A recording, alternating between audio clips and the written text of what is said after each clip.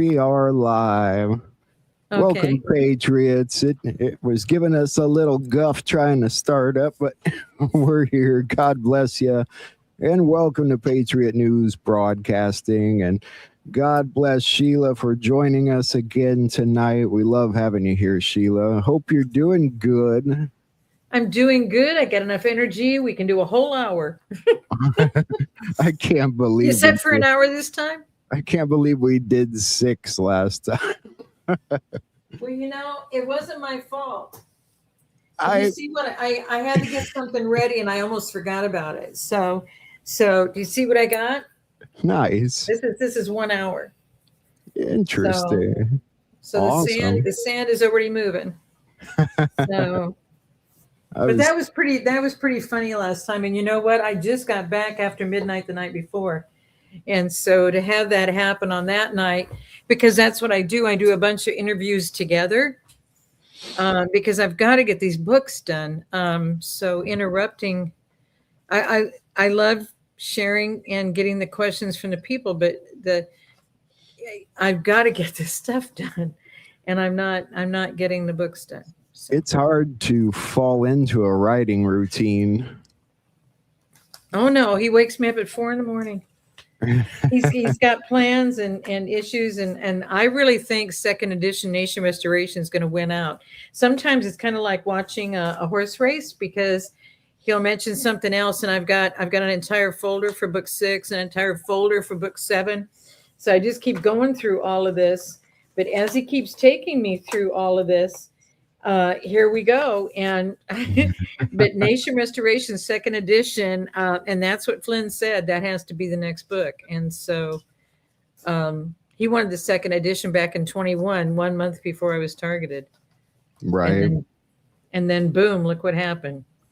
So it's a volatile time right now. People are wound up about things, and I know everything takes so much time. It's really not as easy as people make it sound. And to be in the position that President Trump's in, I really do think he's kind of humble.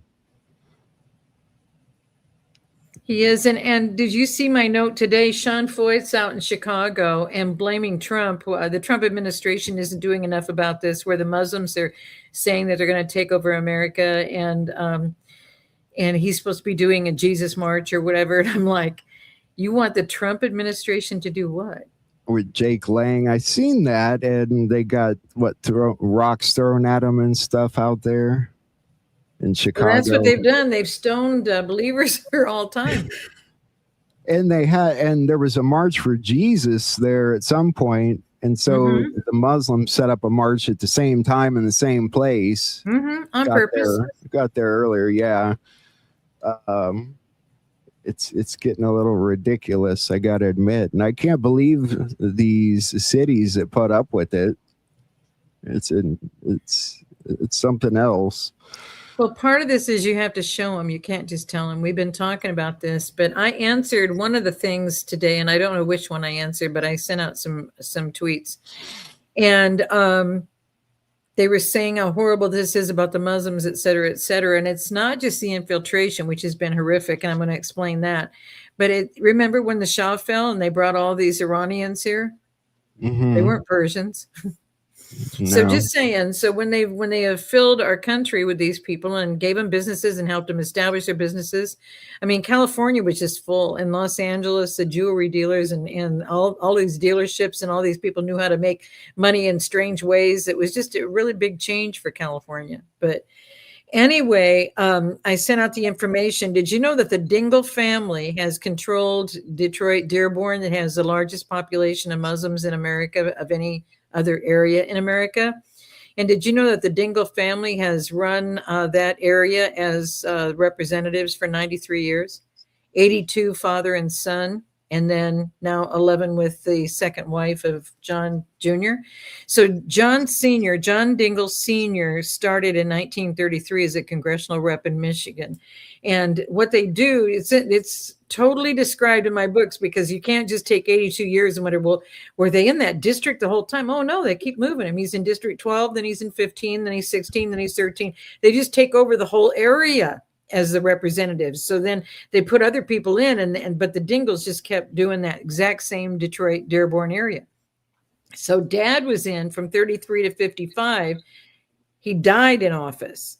And so then his son took over in 1955, and he was the representative till he was 88 years old in 2015. He died at 92. His second wife was 27 years younger. That's Debbie Dingle. You remember that name, that fought so hard against the president? She's been in since 2015, so she's done 11 years. So the father and son put 82 years in as congressional reps. And John Jr. has the longest historical record as a congressional rep. He was a congressional rep for 59 years. That's the longest record of anybody in. And now Debbie adds another 11. So for 93 years, and she's young enough because she just turned 72. If she's in till 88, she's going to be in longer than 100 years of the Dingle family. So it's like that a lot around here. My county's got maybe 30-some thousand people in it, and we've got person after person running for office unopposed. It's like nobody even. So I mean, what do we do about it? I know there's people want to do stuff about it. Say somebody like me went out and decided to get the signatures, would I even have a chance at any of these offices? You know. Well, did we get into the FBI chapter in the book? Did we talk about Charles Joseph Bonaparte? No. Did we even mention that name? Well, our friend, you've had Juan on, because I've seen Juan on your program. You need to have him back. I just talked to him earlier. He's traveling the next few days, but he's going to try and come on soon. You got to have him back about Seoul, Korea. Okay. So this is what happened in the middle of the night, Saturday night, Sunday. And I'm going to tell one on him, okay? So don't you guys tell him that I'm telling on him, okay? I'm in a safe crowd, aren't I? Okay.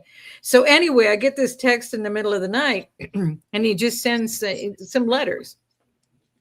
So I write back, and I'm like, isn't this the Association of World Election Bodies?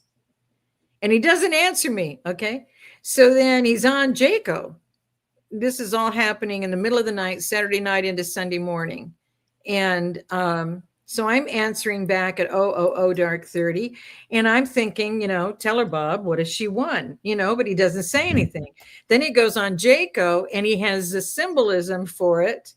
And you're going to love this. If you pull out my new book, you have my new book. And if you pull it out and you go to page 330 in the new book, and it's Charles Joseph Bonaparte. And remember when I said God didn't have, I was upset because I said, God, we already did take over before they're self-governing, and this would have fit in there. And he goes, no, but you needed it here because he's the one that created the special agents, right? Okay. So when you go to page 330 on, he talks about the National Municipality League, that he created.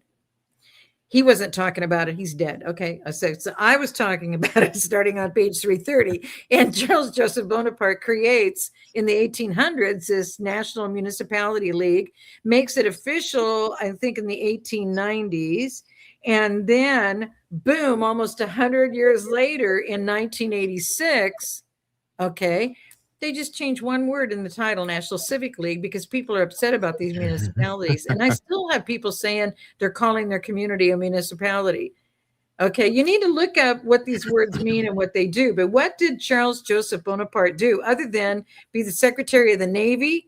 And then we made him our Attorney General. There's no proof he was ever an American, okay? Our families had to prove that they were coming in and becoming Americans and committed to this country.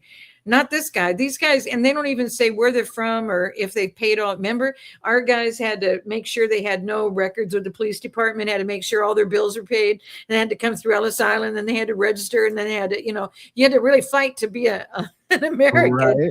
Ooh, not these guys. And so he comes in and he sets all of this up, not just the special agents of a Bureau of Investigation. All these bureaus have to go. Someday they'll all be gone, I trust. So he sets all of that up. But when he sets up this league, and I'm pretty sure we've talked about it, Jack, because what it is it's an organization I think it's just a combination of the elite, because you have to be in the society's an oath to the society and committed and under their manipulation and control in order to be in a position. And he's got this process called a merit-based system. He chooses all the candidates with their system. Okay. And I remember 1986. If you pick any year in the 1900s, pick 1986, because Juan proved it yesterday, and I haven't even been able to talk to him about it yet. So remember 1986. So this guy is trained up in China on all this stuff about the softwares and the companies. And were you at the summit in June? No. Jack? Okay. Well, in the summit in June, they proved.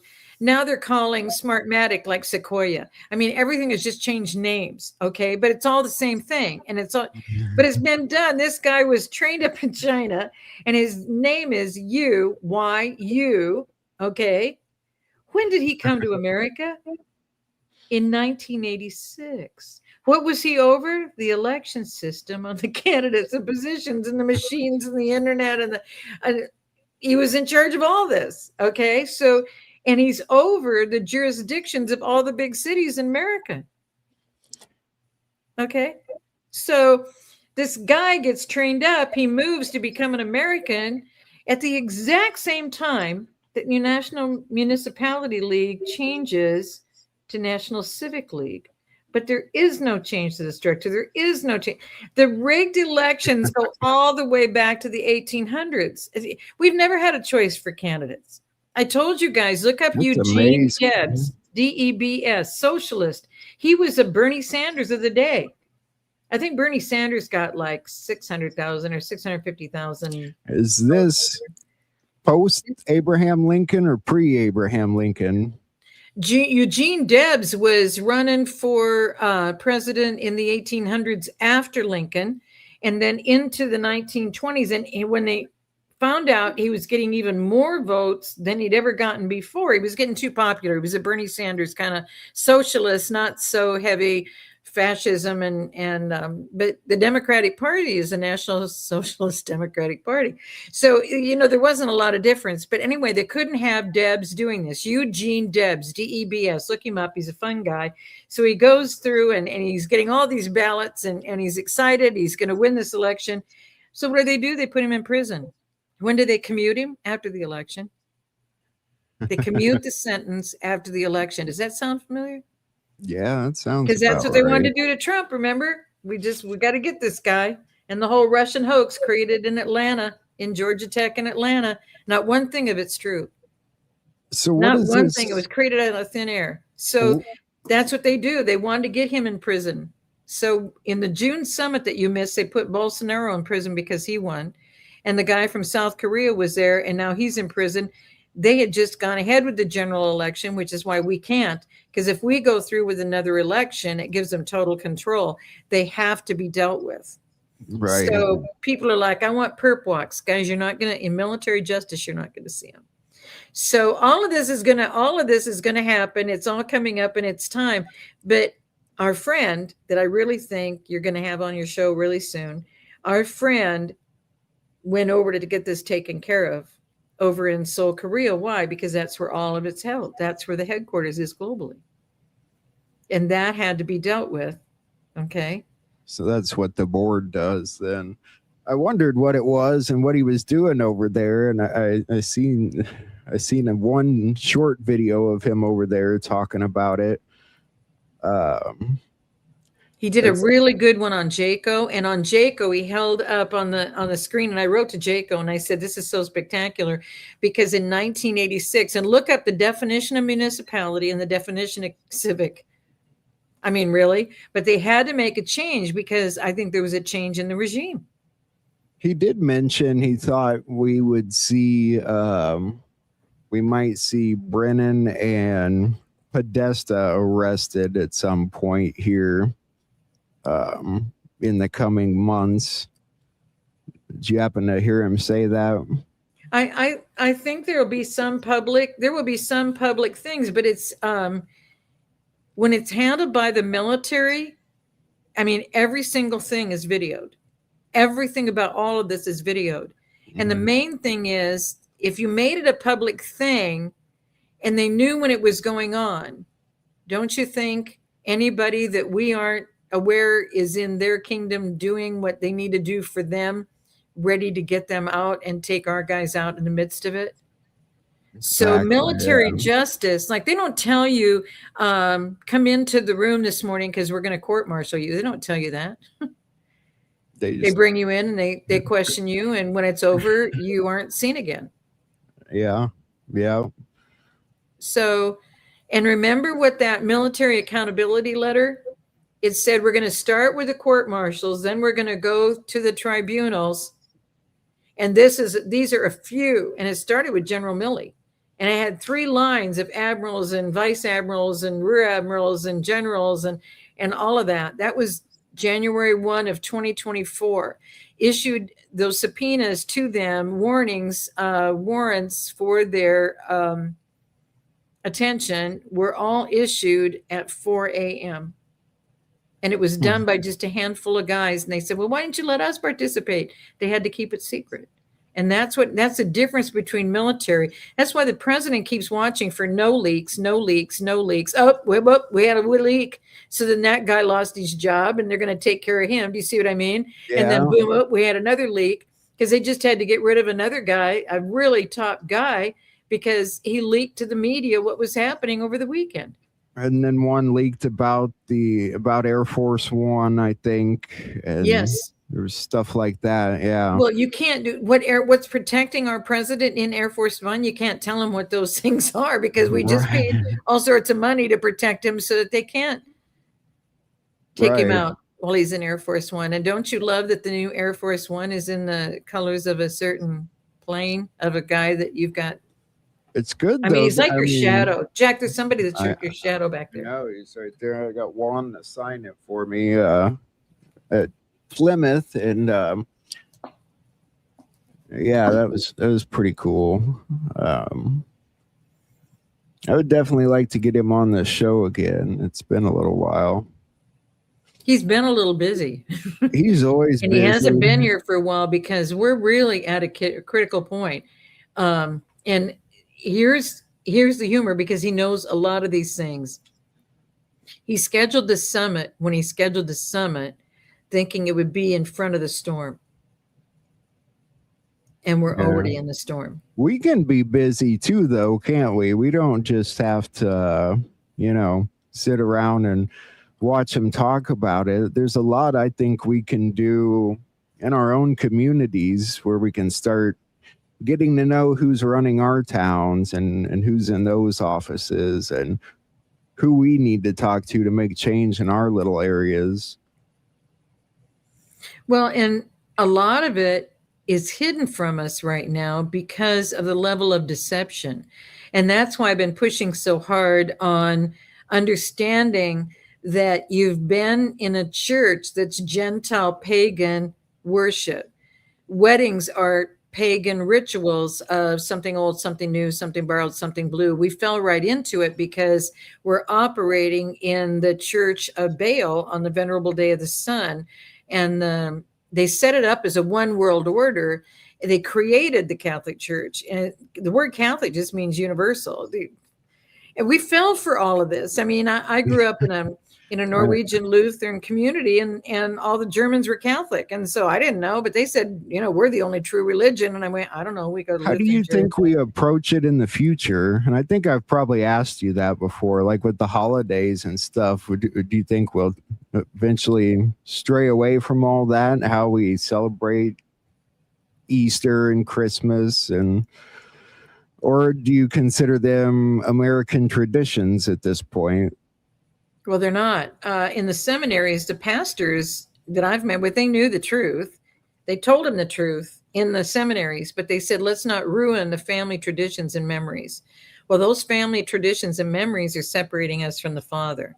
Mm-hmm. And only the Father is truth and life. And if you separate us from the Father, you end up with a reprobate mind. That's where our nation is. That's where the world is, where people can't do their own research. They can't. The questions that we get to, would you have Sheila look this up for me? Or would you have Sheila give me research on this? Or I need Sheila's opinion. I know you don't. We keep saying, no, you don't. You need the Father, because only the Father is truth and life. Human is not going to be able to get you anywhere. Only Father knows the end from the beginning. So not only is a reprobate mind without truth, when you don't have truth in your mind, you are unable to discern evil. That's where we are. And that's the true definition of being separate from the Father. And Father is showing this to me in layers. This has become so significant with him right now, because when the president says we've lost our common sense, we're not operating in common sense. So what happened to the people? Why are we not operating in common sense? And it's almost like we're nitpicky. We're very nitpicky about little things that we allow to become big things and divide us. Well, I've been living it. Joyce Meyer has a definition for this, Sheila, separate from what you're saying. And I said, I don't know. This is what the Father told me. And then they say, well, Cat Kerr says that, Christmas is God's favorite holiday. He has a Christmas town, and you go in and listen to the music, and, and so, and Jonathan Cahn says that you're lying. Christ didn't come on Feast of Tabernacles. Christ came on March 20. And I said, well, tell Jonathan Cahn Christ was born several years. He reset time, and he wasn't born based on the Gregorian calendar dates, and he wouldn't have been born at a solstice, because that's the other kingdom. I mean, when you try and say these things, and then it was a Hebrew scholar that said, if Rabbi Jonathan Cahn, because rabbi just means teacher, if he was a Hebrew rabbi, he would know there's 9 sets of Hebraic lambs. So all of these people that have come against me, Father says they're not rejecting you. They're not upset with you. They're rejecting me because I'm in you. So that's what we're experiencing, because we haven't learned unity, because they had us say Christ and the Father and the Holy Spirit are 3 different people, and 3 different people in one is the other kingdom. That's their symbology. When you see the Shiva, the destroyer, Brahma is the creator, their creator, and Vishnu is their provider, supplier. They're all 3 in one. In fact, the Brahma, the creator of people that they say they create, they're not creating anybody. Only the Father creates life, and only he is truth and life. And so here's the Brahma with 3 guys with their backs to each other. What does that do? And Shiva, the destroyer, the Shiva is dancing with 6 legs and 6 arms, one person at the end of the table at CERN. Now look there's all sorts of problems at CERN, and they're trying to blame, other things, but it's all about CERN having problems. The WHO, the UN, the WEF, all of their organizations have these symbols there, where the Father, Ihad, this is in the personal letter in the new book, Ihad he's one. It's absolute unity. That's what the word means, and that's who he is. And only he is truth and life. Without him is death. Without him, you have no ability to do this on your own. And that's why I had no idea, but it's been so many years. It's been decades. I've been saying, they said, what are we supposed to do? I said, get tight with the Father and he'll bring you through it. He brought me out of a pit and brought me through it. And he doesn't love me any more than he does anybody that's hearing this message. I mean, I'm not anything special to him. I'm just one of his people that I just surrendered. That was my choice. Everybody has the choice. You can surrender and thank him every morning for what he's going to reveal to you and who you can bless, and he'll take care of all of it. I agree. Did you happen to hear Juan talking about how he thinks that Christ came to America? It was during the First Nations, the tribes of Israel that were given all the uninhabited nations in 612 BC. God lifted up the water, and they went to all the uninhabited nations, not just America. They're the first peoples in Canada. I've met them all over the world. The Aborigines are their First Nations. It's brilliant people, total truth, held the truth for 4,000 years. And there's even books about it. But the natives will tell you, the tribes will tell you that and they even know the names of the different disciples that visited certain areas. So like if you were in this area, he had these disciples with him, and people over in this area tell me he had these disciples with him. They've passed on the truth for the whole 4,000 years that they've been here, because see, they were here 612 years before Christ was born. And then Christ and the disciples transported. Remember when Father had Paul transported to another city to preach, and they left him for dead, and because Father said, even if they left you for dead, would I not transport you to another city to preach? And I went, are they planning on killing me? Is it today? Is it, you know what I mean? Because I go into the details because I'm physically here, you know. But he even told me, I may have said this last time, it's hard to remember what you say in almost 6 hours on air, but no, that was really something. That we're going to go down in our history books. It was a good interview. The timing of this, when Father leaned into me, and I was going through a really bad situation, family situation, and he said, can you repent and not hold this against them? And I'm like, what? And he goes, they didn't stone you to death. They were stoning Stephen to death when he could say it. So can you tell me that you're willing to repent? I mean, this is how Father will work with you, because he'll bring up you're ugly, make you aware of it, and then give you a chance to come out of it and be with him tighter if you will just repent for it.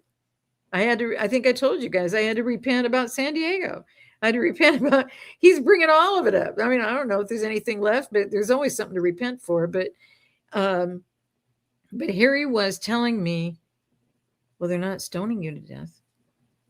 So can you not tell me that you don't want me to hold this against them, what they've done to you? It's like, because nobody's even tossed a stone. Because the truth is, if Stephen hadn't said that, if Stephen hadn't released the people, it was Saul who collected the cloaks, because Saul was the one in charge of killing believers. They've always had people in charge of killing us. And so could Saul have had that Damascus moment? Could he have become Paul? Because Paul was raised up and transported to another city, but the people thought they got him. So anyway. Interesting. Mm-hmm. So Father has these cute little things that just make Sheila go, you know, I go there.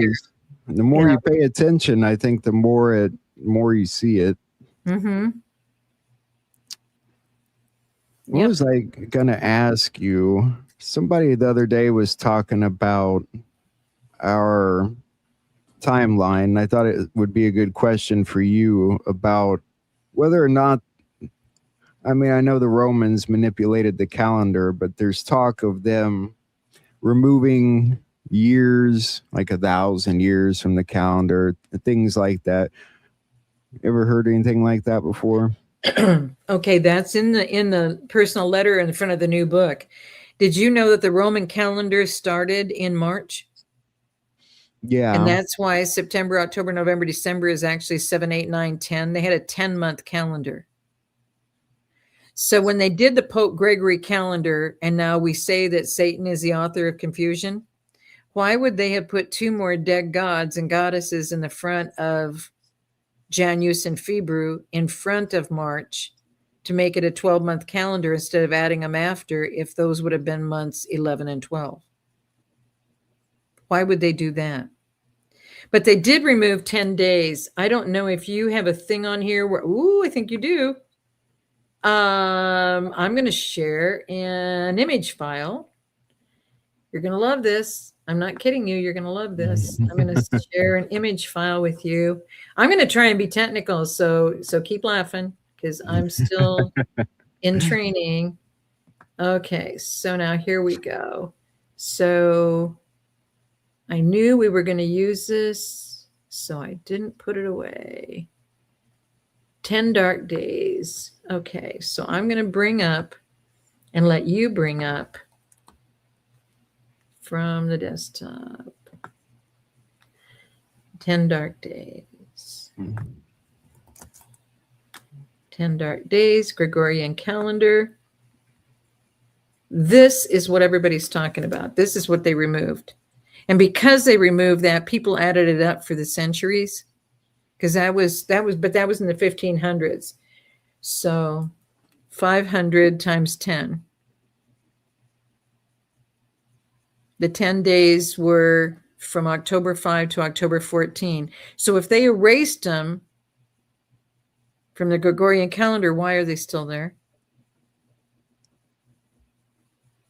Because the Aztec calendar, did I tell you about the time that Juan came to go to dinner in Augusta? He was in South Carolina for meetings, and he wondered how far away he was. And I said, I don't know the town you're in, so I can't tell you. I said, I'm an hour and a half from Columbia. Did I ever tell you about this?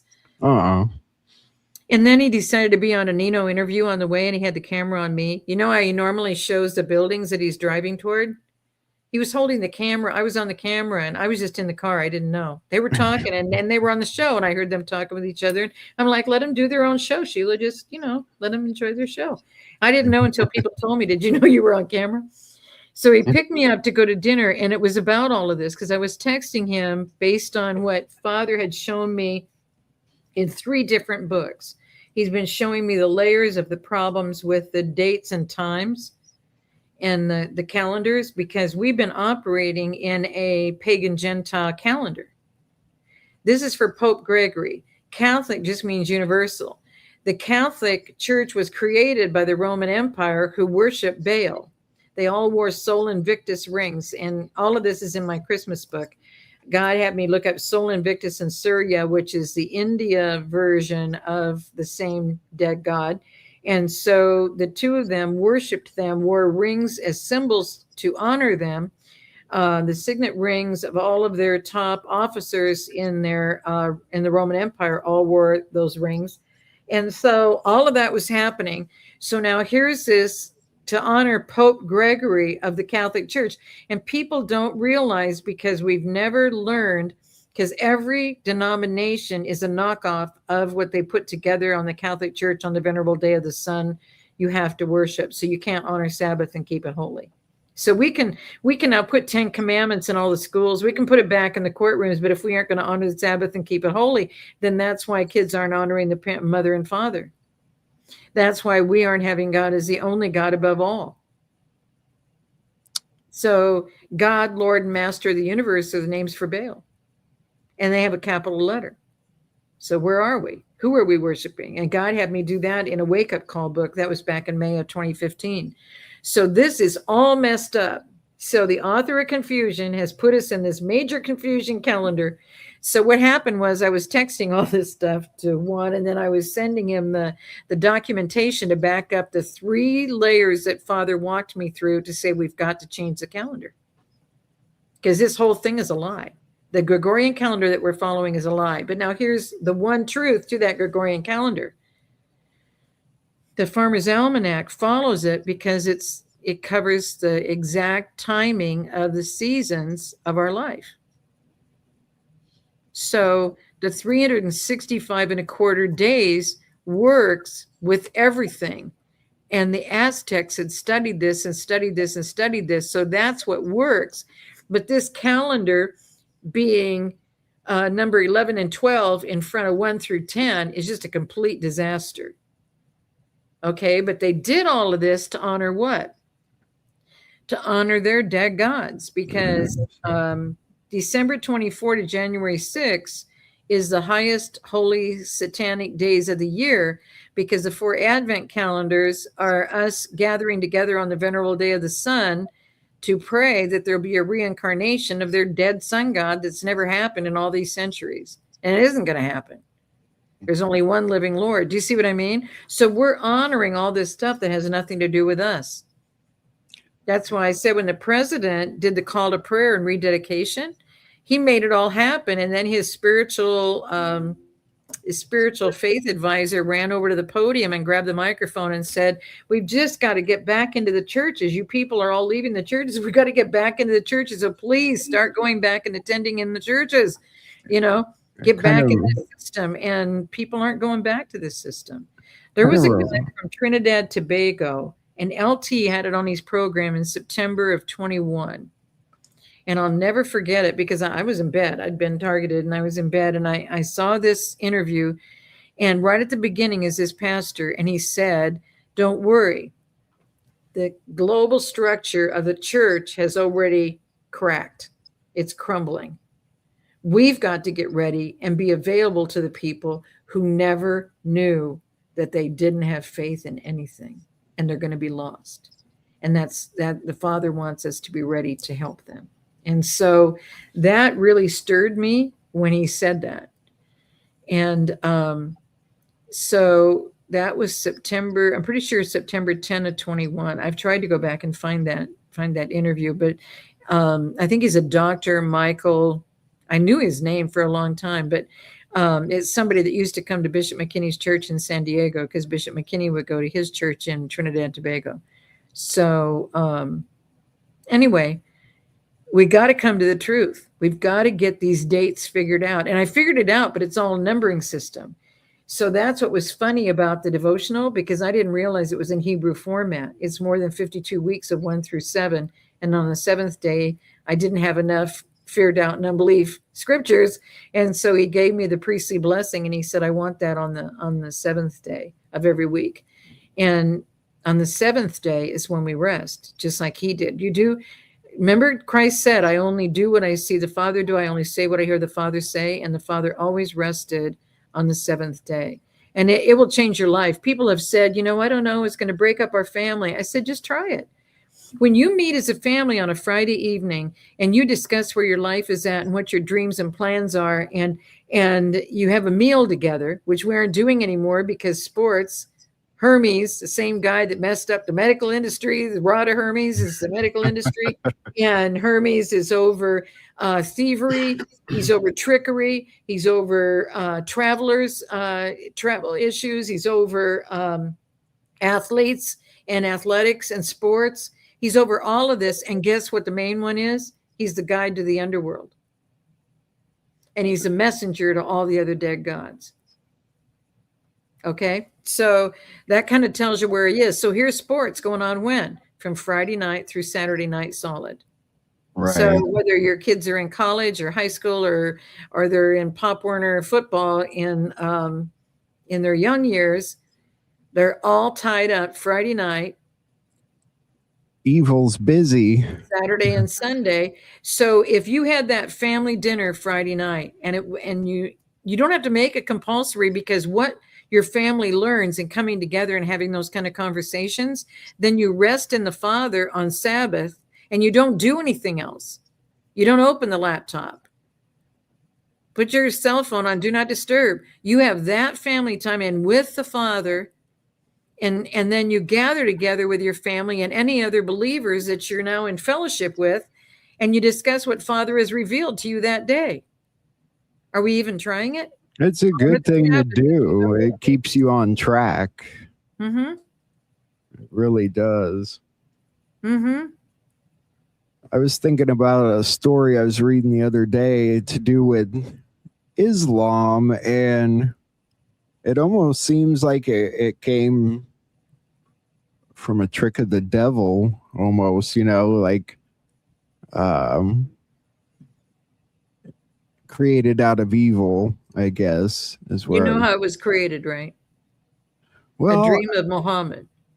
But Muhammad's dead. Right. And they don't have any living God. And Muhammad thought he got a prophetic word, and it was a prophecy.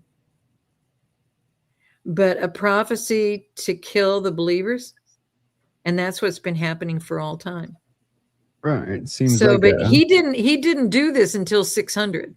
So this was after Constantine. He wasn't BC. 600 BC, 612 BC is when Father lifted up the water and the tribes came. but they went everywhere. God gave them all the uninhabited lands. That's why all these others have stolen it, secured it, stolen it, infiltrated it, taken it over. All these nations. That's why no nations don't live more than 250 years. They've kind of taken everything from us. Really, I Mhm. think our politicians and things, they couldn't survive without our labor and our taxes, and they consider us parasites, but really they're kind of parasites. Well, do you know who funded this whole organization out of Seoul, Korea, to do this and No, take over our elections? USAID. yeah. Sometimes cutting off the head of the snake is cutting off the money source. And cutting off the money source is what's so exciting. Did you know that JD Vance made an announcement just in one area they've resecured $250 billion already? And they're just starting. They're doing amazing things right now. Because the fraud is the same. Human knowledge, human wisdom can't get you through this. But see, we haven't been dealing with it. We haven't been facing it. We've been believing the liars. We've been deceived everywhere, in the church, in the schools, in the politics. We've been deceived everywhere. And it's been taken over. So for people to say that Trump should be stopping recruiters from Israeli Defense Forces coming into colleges and recruiting, why doesn't Trump stop this? It's like, you don't think Trump's got enough to do he's getting rid of all the evil layers globally so all of us can breathe again and start getting involved in cleaning all this up, because you can't clean it up when it's being controlled by puppet masters that you don't even know how to find them. They miss so many of the good things he does while they're trying to focus on the things they want him to do, not realizing that those are kind of the steps you have to take to get there. Mm-hmm. And energy plays a big part of it. I was trying to research how we could get grocery prices down, and it's energy's huge factor in all of it. Well, we're shipping everything in. I mean, I've worked on the avocados, and now some of those are coming in from California instead of from Mexico, because other nations don't care if they taint our food.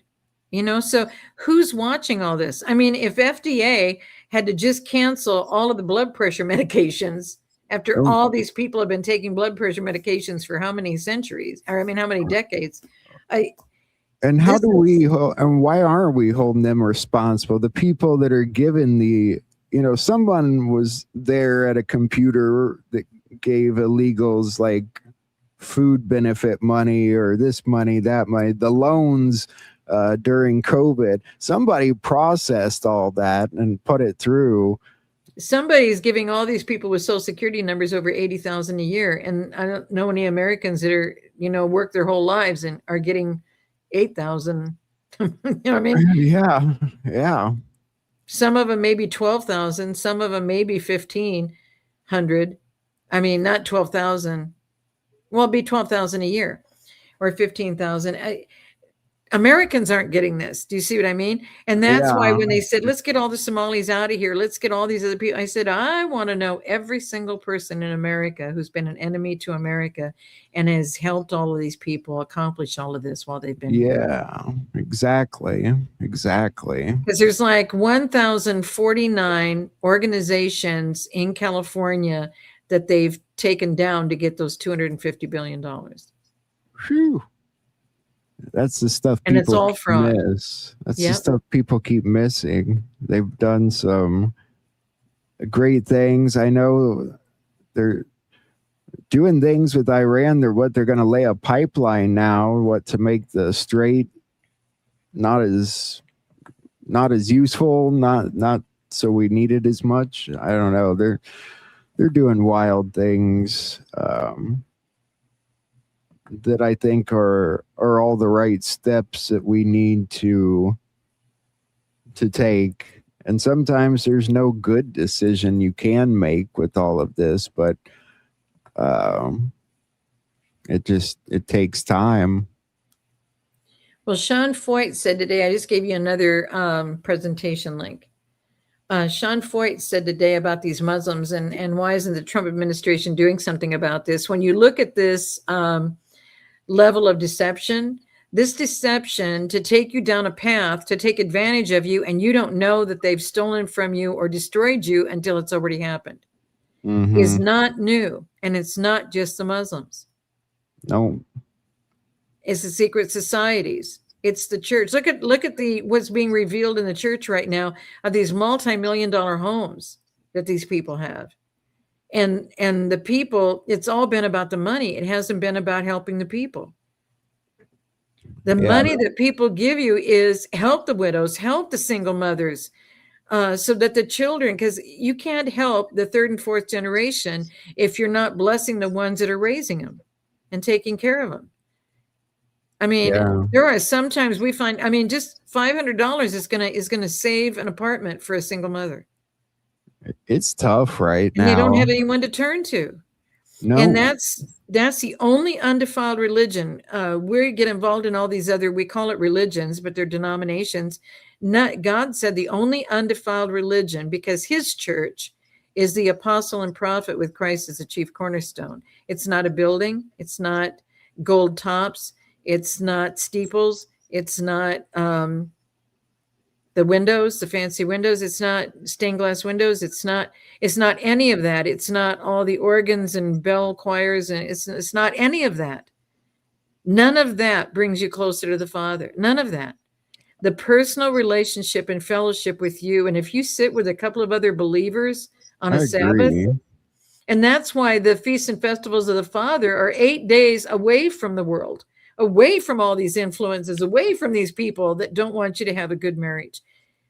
And that's why every time I'm asked to speak at a wedding ceremony, I make it all about the joining together of two families, that nothing can put that asunder. Because did you know the majority of pastors won't even say that scripture anymore, that what God hath now joined together, let no man put asunder. And before the reception, there's people already talking against, saying horrible things about the groom or the bride or the bride's father, or you know what I mean? They're already putting issues in that marriage before they've even had the wedding reception or the dance, because the wedding has become all about the traditions of the pagan feasts and festivals. It's all become about something old, something new, something borrowed, something blue. And I've had people, and this happened in North Carolina. A woman was doing, I think she was going to be one of the bridesmaids, but she also was helping like event planning for a wedding, maybe wedding planner kind of stuff. So she was helping with all that. And I said, well, just see if they have that scripture, because the only difference between a humanism wedding and a believer's wedding is the scripture. Because has Father joined you together as a couple? And if he has, let no man in the presence of put it asunder. It's just like when I pray over people who are sick. If any of you think this person cannot be healed, I want you to leave. I just want you to get out of here and don't, just go. It's amazing. Like, well, I don't think I said, then go, just go. Because you've got to have the non-believers, the ones speaking against, you've got it, because that has power. Our words have power. Life and death is in the power of the tongue. And if you do it to a marriage, if you do it to somebody who's dealing with an illness, whatever it is that's happening, you got to stop it at the root. So we're not doing that. But anyway, I said, have him go and ask the pastor. And the pastor said, no, we don't do that anymore in North Carolina. And it was at a real popular church. So he said, I don't know what you want to do. And the family was all set up. The wedding was all set up to happen at that church. So they went to a justice of the peace who agreed to do it. So in essence, they eloped and did that, but they didn't live as a married couple until after they had the church in the church wedding, because it was important to have it in God's house. But I said, what God's house is it? It's on the venerable day of the sun, and you're calling him God, Lord, and Master of the universe. Because Father asked me point blank when I was doing that book, he said, so who do you worship on Sunday? I said, you. And he said, oh, you do? Then why don't you Google the names of Baal? God with a capital G, Lord with a capital L, Master of the universe with a capital M. Rocked my world. I'm like, what do I do about this? And that's when he gave me his names, nature, and character. And in Always Speak Life, I know it begins on page 8 because in those 5 months between those two books, first one in Wake Up Call, I said, how am I going to tell people that you gave this to me? Because now it's not my computer. It's in the book, but it's not my computer. He said, just tell them that a Bible scholar gave it to you because they believe Bible scholars more than they do me. Everything he tells me is just like a cut by a knife. You know what I mean? It's just, how did we get here? I see a lot of people turning to Christianity now, but there's a lot of, like I was saying earlier, it seems like nitpicking about what's the right way to do it, you know, and it feels like people are paying more attention to that than the simple lessons that Christ taught people how to live, you know. Well, I was asked a question. I was on John Michael Chambers. He has a special thing once a month, and I was the month person in July, and I was on his portal to answer a Q&A. And the very first question was, what do you think about communion? And everybody was expecting that I would say, oh, it's wonderful, and it's the blood of Christ and his body, and, you know, all that kind of stuff. And I said, it's so messed up. And I don't remember the words I said on that, but I put a big description out on X the next day. And I gave examples because we wanted to answer as many questions as possible. And if I spend, I could spend not 5.5 or 6 hours on communion, but I could spend a lot of time on communion because it's all messed up. I've had people tell me you can't use wine because in the time of Christ, he made the wine and it wasn't, it didn't go through that process that made it wine, that made it alcohol. I'm like, really? And they said, what do you mean? And I said, because it tasted better than the ones that were. And they said, well, he didn't put it through that process. So you have to do grape juice. I said, who came up with this? And then when I went to my cousin's wedding, and this was just days before my dad passed, I was back in Nebraska at my cousin's daughter's wedding. And we had the same birth date, and I was so excited to be there to honor her. And so they asked the family to come up for communion.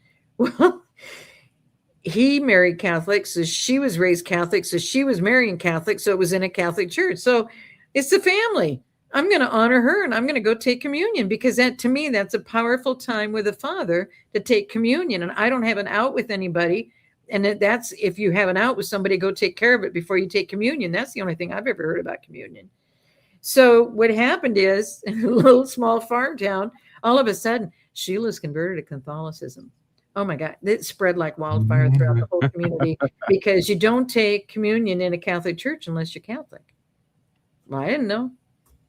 And they said, well, do you have any other experiences? And I said, it was a horrible thing. The day I was being confirmed, and I was in junior high, and it was not so long before my grandmother died. And she came to the confirmation at the church. And she came up to the pastor ahead of time because she was from England. England Church of England is Episcopalian. So they have a priest. And so, see what I mean? Because they're the tightest to the Catholic Church. And so the pastor was really upset and put her through this inquisition before my grandmother could walk up and have communion with me on my confirmation. And she's my grandmother, and I know she's a believer. We've had conversations that you would never even have with me, Pastor. You know what I mean? And it hurt because I'm junior high, so it's like I know enough to get my own self in trouble with a conversation with the pastor. And I wanted to say something and go at it with him because how come you're doing this? She's a believer, but you have to be the right kind of believer to take it in a Lutheran church. What's the difference in who believes what? You see why we're in such a mess?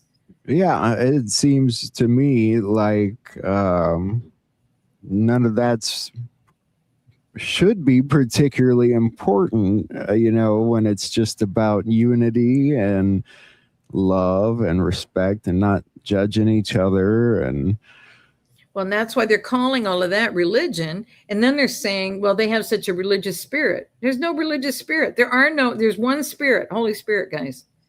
Don't be listening to anything else. Don't be describing anything else. Don't be naming anything else. They're calling all sorts of things spirits. Stop. That's why we did that song. And it's really funny because the guy really wanted to save his girlfriend, but he couldn't, she was around the wrong people and she's hearing the wrong things and she's not a believer anymore, but he'll help her through the fire and get her back. but then he's got to help her with that demons in her choir, because those are those voices that are telling you other spiritual conversations that are not of the Father.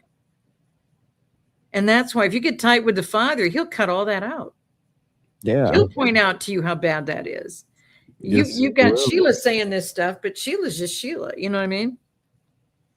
and the more you do that, the more it's like he's with you, until the point where he's just kind of with you all day, every day. And that's what he wants. He's a jealous God. All of this is scriptural. He is a jealous God, and he sent you for this purpose. He's got this plan for you. And can you imagine how he feels that you come here and you're just trying to figure out your life every day, and your little dash between your birth date and your death date doesn't mean anything because you never figured it out? Imagine how he feels. Yeah. I didn't know this was a plan for me. If I hadn't gone through all of that with the corporation, I'd still be running it to retire of it, and Sheila had a plan, and I would have missed all of the truth. Yeah. Because everybody told me go out and be successful in the world. Oh, Sheila, that's all you're earning? Is there any way you could get a bonus or get another job or something? You know? Father took care of me for years. I had no earthly income, worldly income, or income from businesses. I had no income. Yeah, I was kind of headed the same direction as you, as far as broadcasting and the interest in news broadcasting and the media. That was where I was headed. Well, I was headed there too, and he saved me from that. The day he waited till I bought the suit, got the hair done, got the makeup done. I was headed to the station, ABC in San Diego, for the 5-year contract picture. It's wild. And I got the phone call. I mean, and the rug kept being pulled out, and people go, "Didn't you get mad at God?" Get mad at God? Sheila was responsible for her life back then. You know what I mean? I didn't realize until he had me in Georgia and had me writing all these books how important it was that he showed me the underbelly of the justice system, the financial system, the judicial system, the credit bureau system, the news system. I mean, he showed me all of it, Jack. All of it. I couldn't answer the stuff I'm answering today if he hadn't shown me all of that, and he never left me. I can honestly say I've never been alone. And people go, "How did you do it? How were you without a house, a roof over your head for 12 years? How did you do it, Father?" Well, what do you mean? I didn't add it all up. I didn't care where I was going to be that night. I didn't want to miss anything. That's how exciting he makes the journey with him. It's like a treasure hunt. He sends you over here, and then you find this person, and they speak into your life, and it's like, "Oh my gosh, I never heard that before." You know, and then he sends you over here, and this person says, "You know what? Let me take you to dinner. We got to have a conversation about what you just told me." Yeah. It's God's currency, where God takes care of everything. And that's why he proved to me when he did that. I think we did this last time, the 7 trips to England. And then he would take me from London and take me to all these other nations. And it was typically 7 weeks. And then I would end up back home with a, say, $5 bill. And he said, "That's because I'm training you." And I said, "In what?" And he said, "I've never needed your money to do what I do with you." And so he told me from his perspective, which was like, "Oh, wow. Am I trying to impress him? That now I'm not just leaving home with an empty wallet or $1. I finally have a $5 bill. Am I trying to impress God that now I have a $5 bill to go? And I have a $5 bill when I get home, so I'm not overspending?" He knew how to bless me to handle everything I needed while I was gone. And then without an extra coin or tunic, again, this is scriptural. And I'm like, without an extra coin or tunic, if he hadn't shown me, do you think I would have wanted to go? I mean, I'm the kind of person, I was a business person. I always wanted enough in my credit cards and enough in my American Express traveler's checks. Remember those? Maybe I'm too old to even, maybe nobody even listening remembers American Express traveler's checks. And you would get enough of those to cash wherever you were to cover all your bills. I had nothing to take with me. Nothing. And I had nothing to pay to go anywhere, to stay anywhere. I couldn't even go get it like some of the homeless people get a hotel room for a night. I didn't even have that. Father took care of absolutely everything, showing me that if I will stand in faith with him and bless as he's directing me, like some people will say, well, I gave you this amount of money last month and I thought this was going to happen in my life and it hasn't. I mean, some people are even asking for refunds sometimes. And it's like, and I go, Father, what is this all about? And he goes, they don't know yet. They don't know yet. They're asking for me to put them on a path to their destruction, and they don't know yet. It's like, whoa. Because somebody sent me money for going to the summit. I'm like, I'm not going to the summit. I'm not paying $600. I don't have $600. I'm a little ministry. I sell some books. You know what I mean? I don't have money to go to a something that's that expensive. And I always went for free, but I spoke. I'm not speaking at any of this.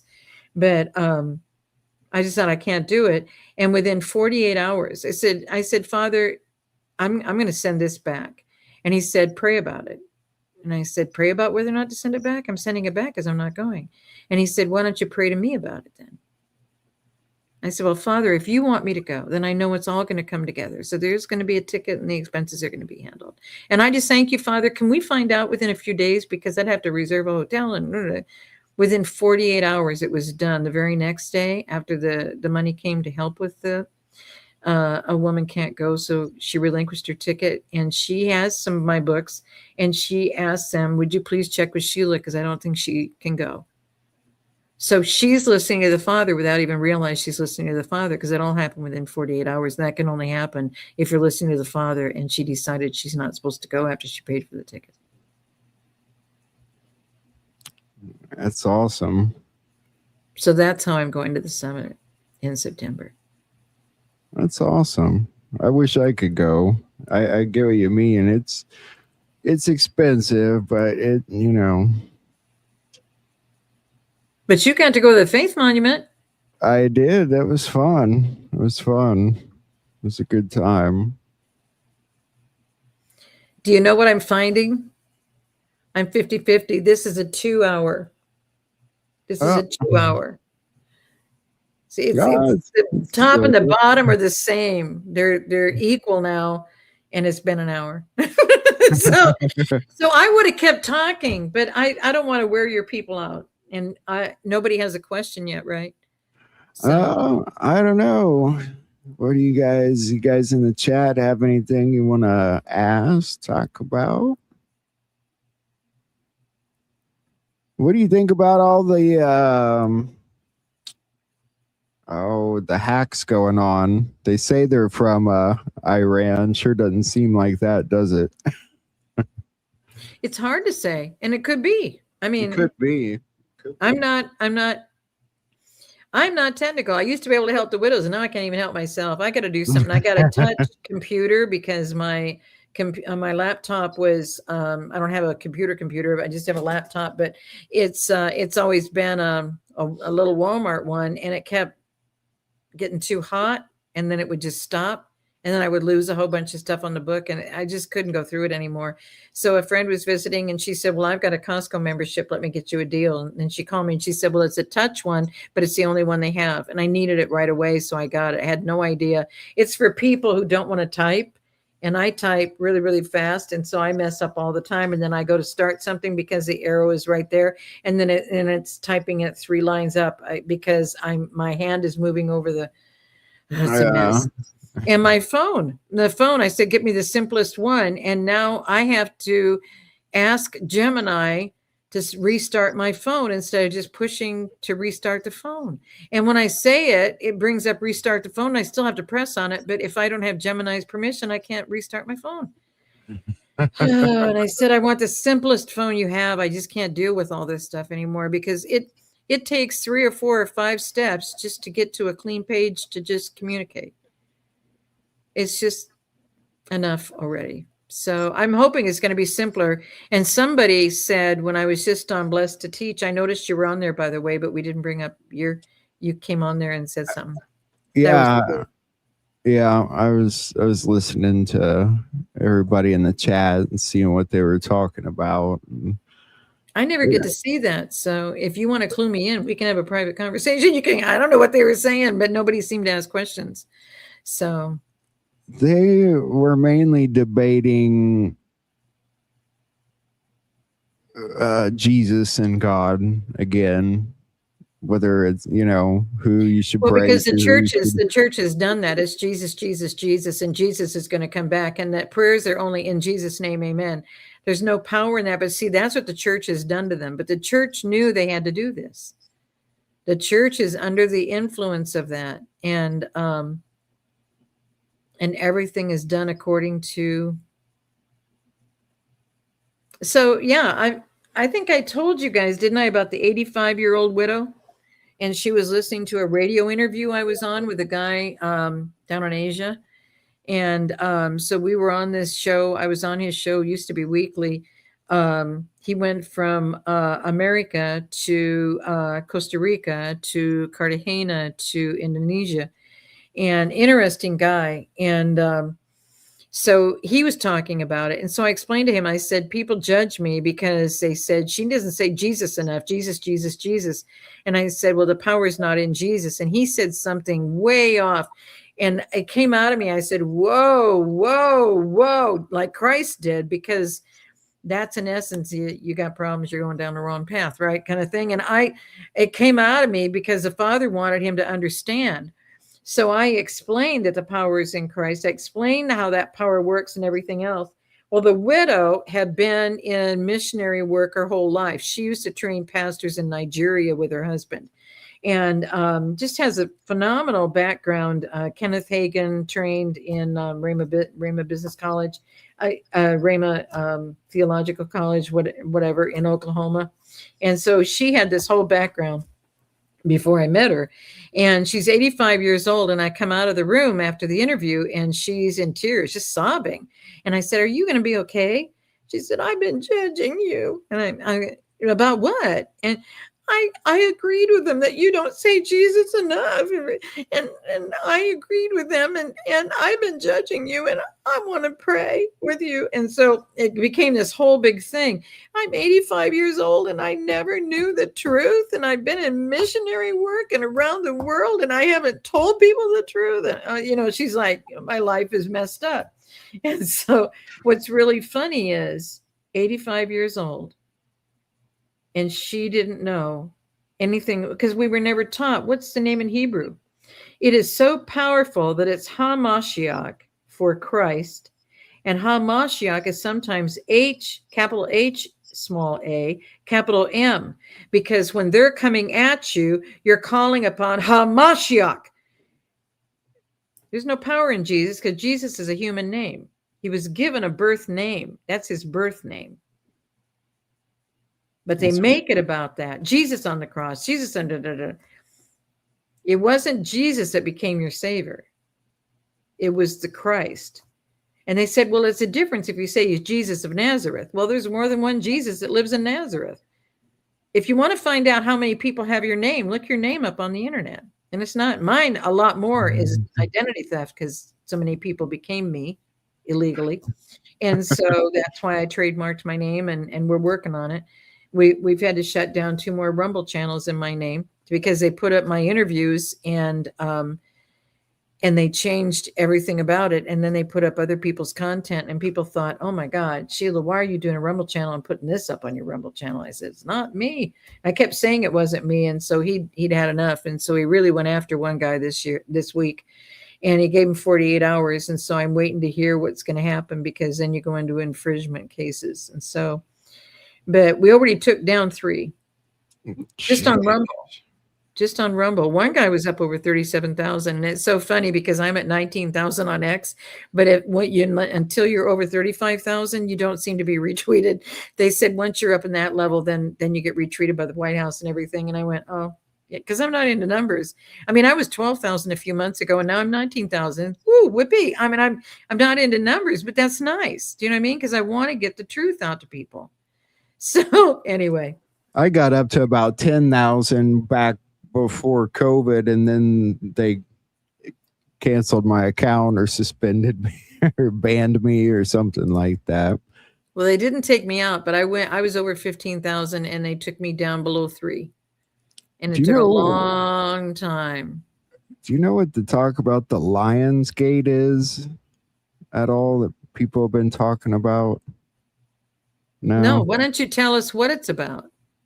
I'm not entirely sure. No, the person. The The closing of person. the If what have they heard about this Lions Gate? Because the August 12th is coming up. yeah, It's and Wednesday. I've heard different stuff about that date, but are we 10 years into our 40? I'm not sure what that means. Well, what's our 40? See how What we is it? toss ideas around from what other people have said? Yeah, I know, and it's bad right now. The media's it's good and it's bad. It's good you get truth out, but it's so mixed in with so much crap. What do you know about 847 arrests supposed to be announced? I haven't heard about that either. That's a small number. Um, if you're talking about tribunal, okay, I found something on Lionsgate Portal. The Lionsgate Portal is an annual modern spiritual event peaking on August 8.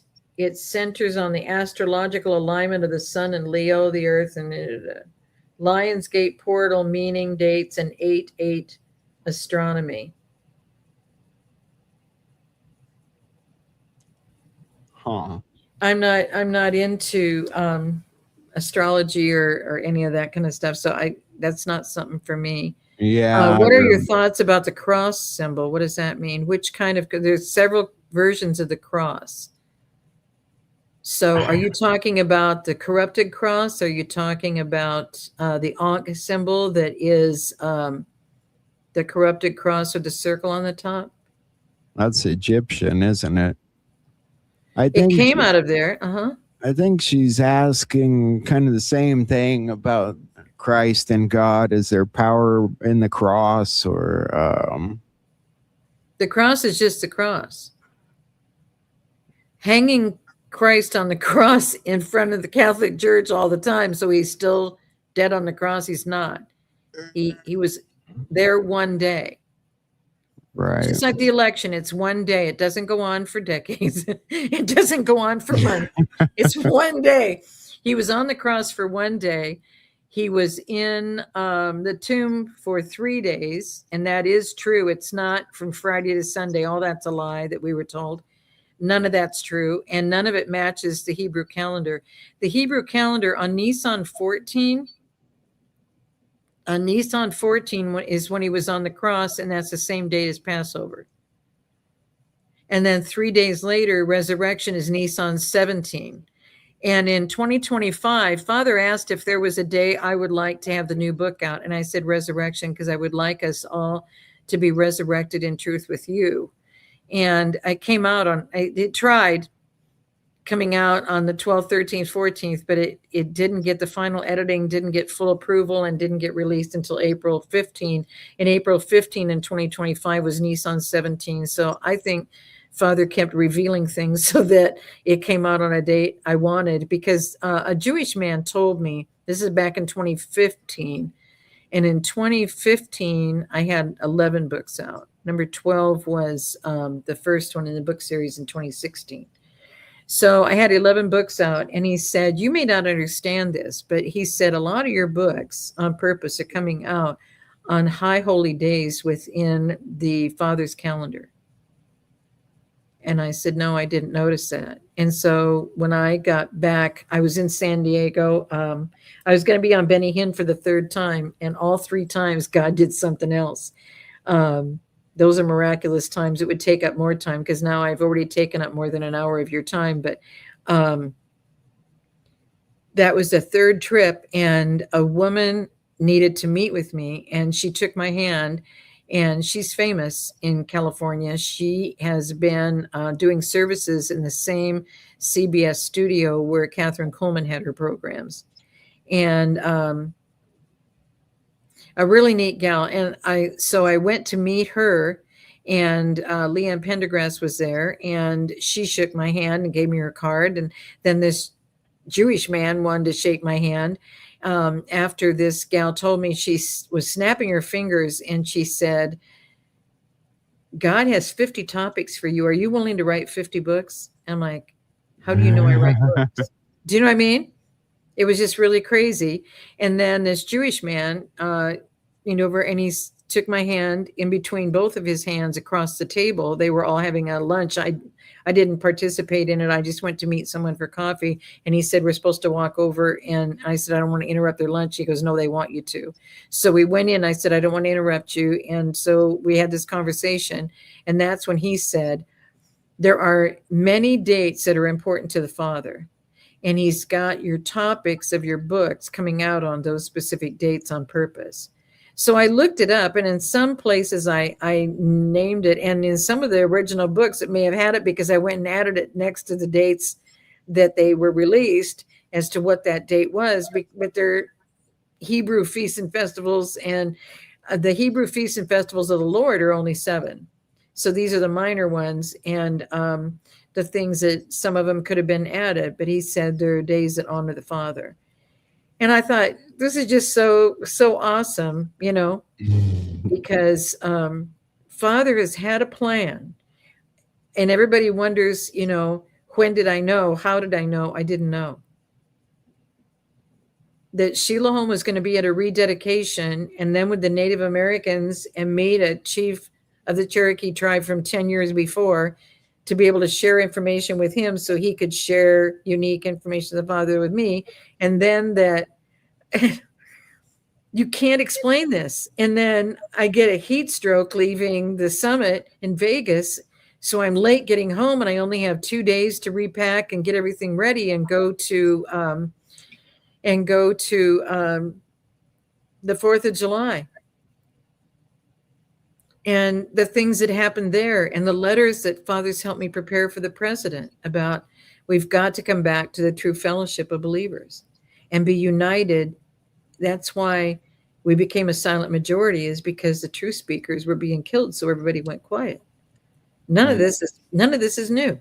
That's why the Native Americans went quiet. That's why that prayer that we shared last time was so important, is that they wanted to release the curses that their ancestors spoke over America, because that is not what's going to bring us the blessings of our future for the future generations. I mean, they realize all this now, and they want to reconcile with us. And we're sitting here wondering when the dinar is going to revalue, or we're sitting here wondering when is our food supply going to be no longer edible. And we're sitting here wondering all these things instead of, Father, what would you have me do today? Who can I bless today? Because I can honestly tell you, in the 12 years without a roof over my head, not once did I say, how long is this going to go on? Where am I going to go tonight? I didn't ask him. There wasn't a single day I asked him, where am I going tonight? Everything worked out every single day. I never questioned it. And that's the way life has been. It is what it is. Yeah, I agree. Somebody had a question from your book. In your book, An Eternal Plan, page 69, do you think that Klobuchar may be a target, since the other 2 have died as part of the commission getting funding to ISIS? Klobuchar's future is between her and the Father. Again, this comes down to, I'm not here to judge anybody. Right. They're saying a lot of positive things about Lindsey Graham, but Lindsey Graham went everywhere with John McCain. Right. Now, he went willingly. Klobuchar went willingly. Traveled with him, did the deals with him. Our Congress is not supposed to be making international deals with anybody.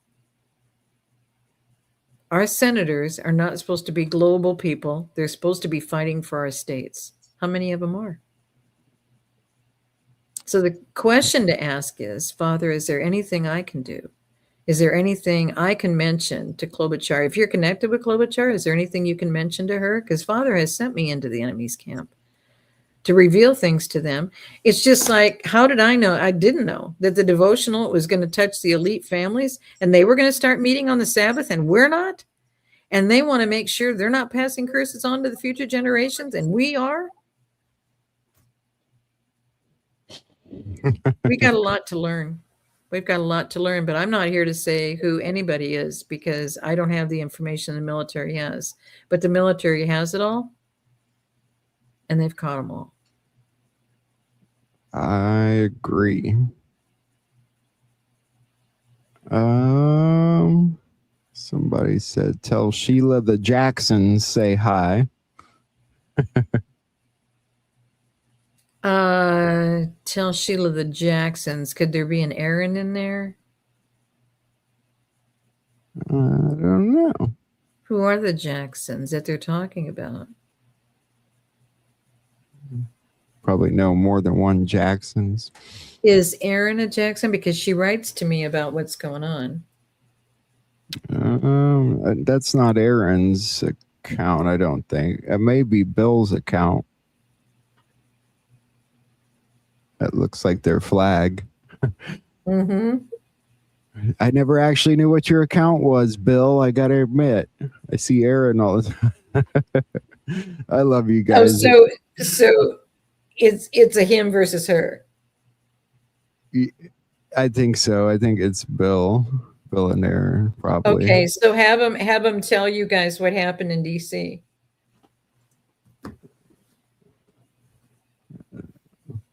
I left the dinner meeting and there were 5 of us and 2 were going back to the Willard. We were going to go back to the Willard to get a taxi to go to the hotel. So there were 5 of us.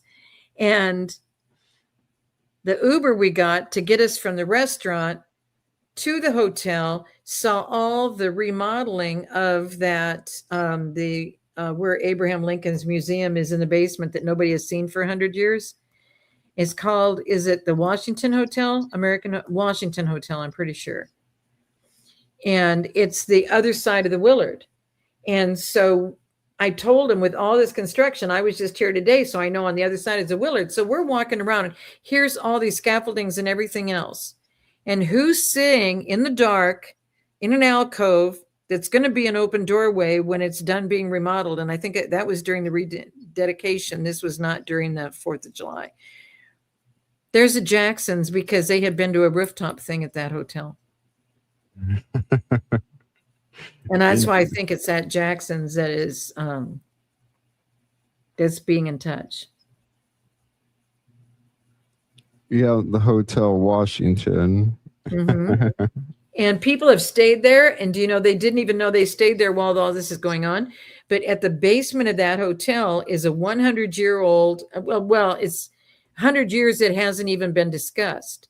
But it's a basement museum honoring Abraham Lincoln, because Abraham Lincoln stayed at the Washington and the Willard when things were happening at the White House or whatever. And so there were times that he carried on business at those 2 locations. And there's a museum to him, library to him in the basement of that hotel. And people who have stayed in that hotel never knew it existed either. But the people who owned the hotel for 100 years before this new group came in and remodeled it, they didn't know it was there. So it's a undiscovered, unshown for 100 years location honoring President Abraham Lincoln. That'd be cool to see. Let's see.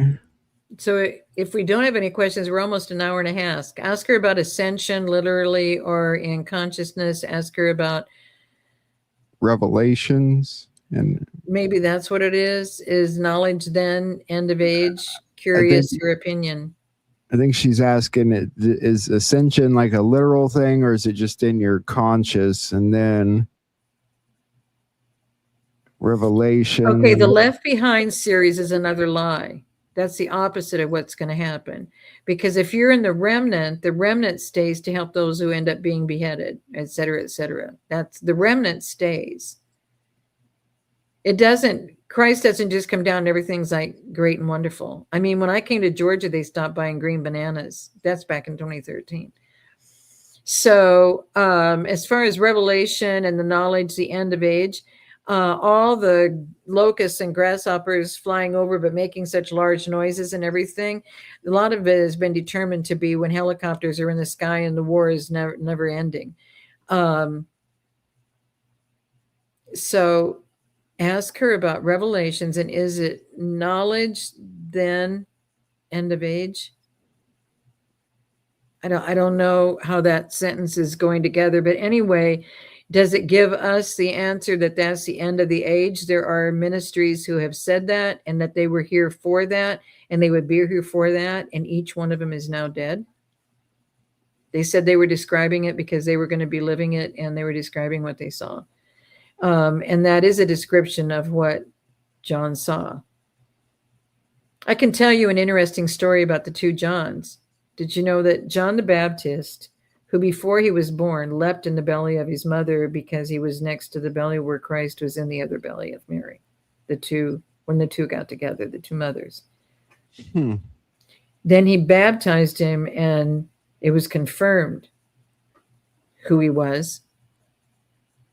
But then when he was imprisoned, he questioned who he was, and that's how he was beheaded. He was supposed to be the John who had the revelation at the end.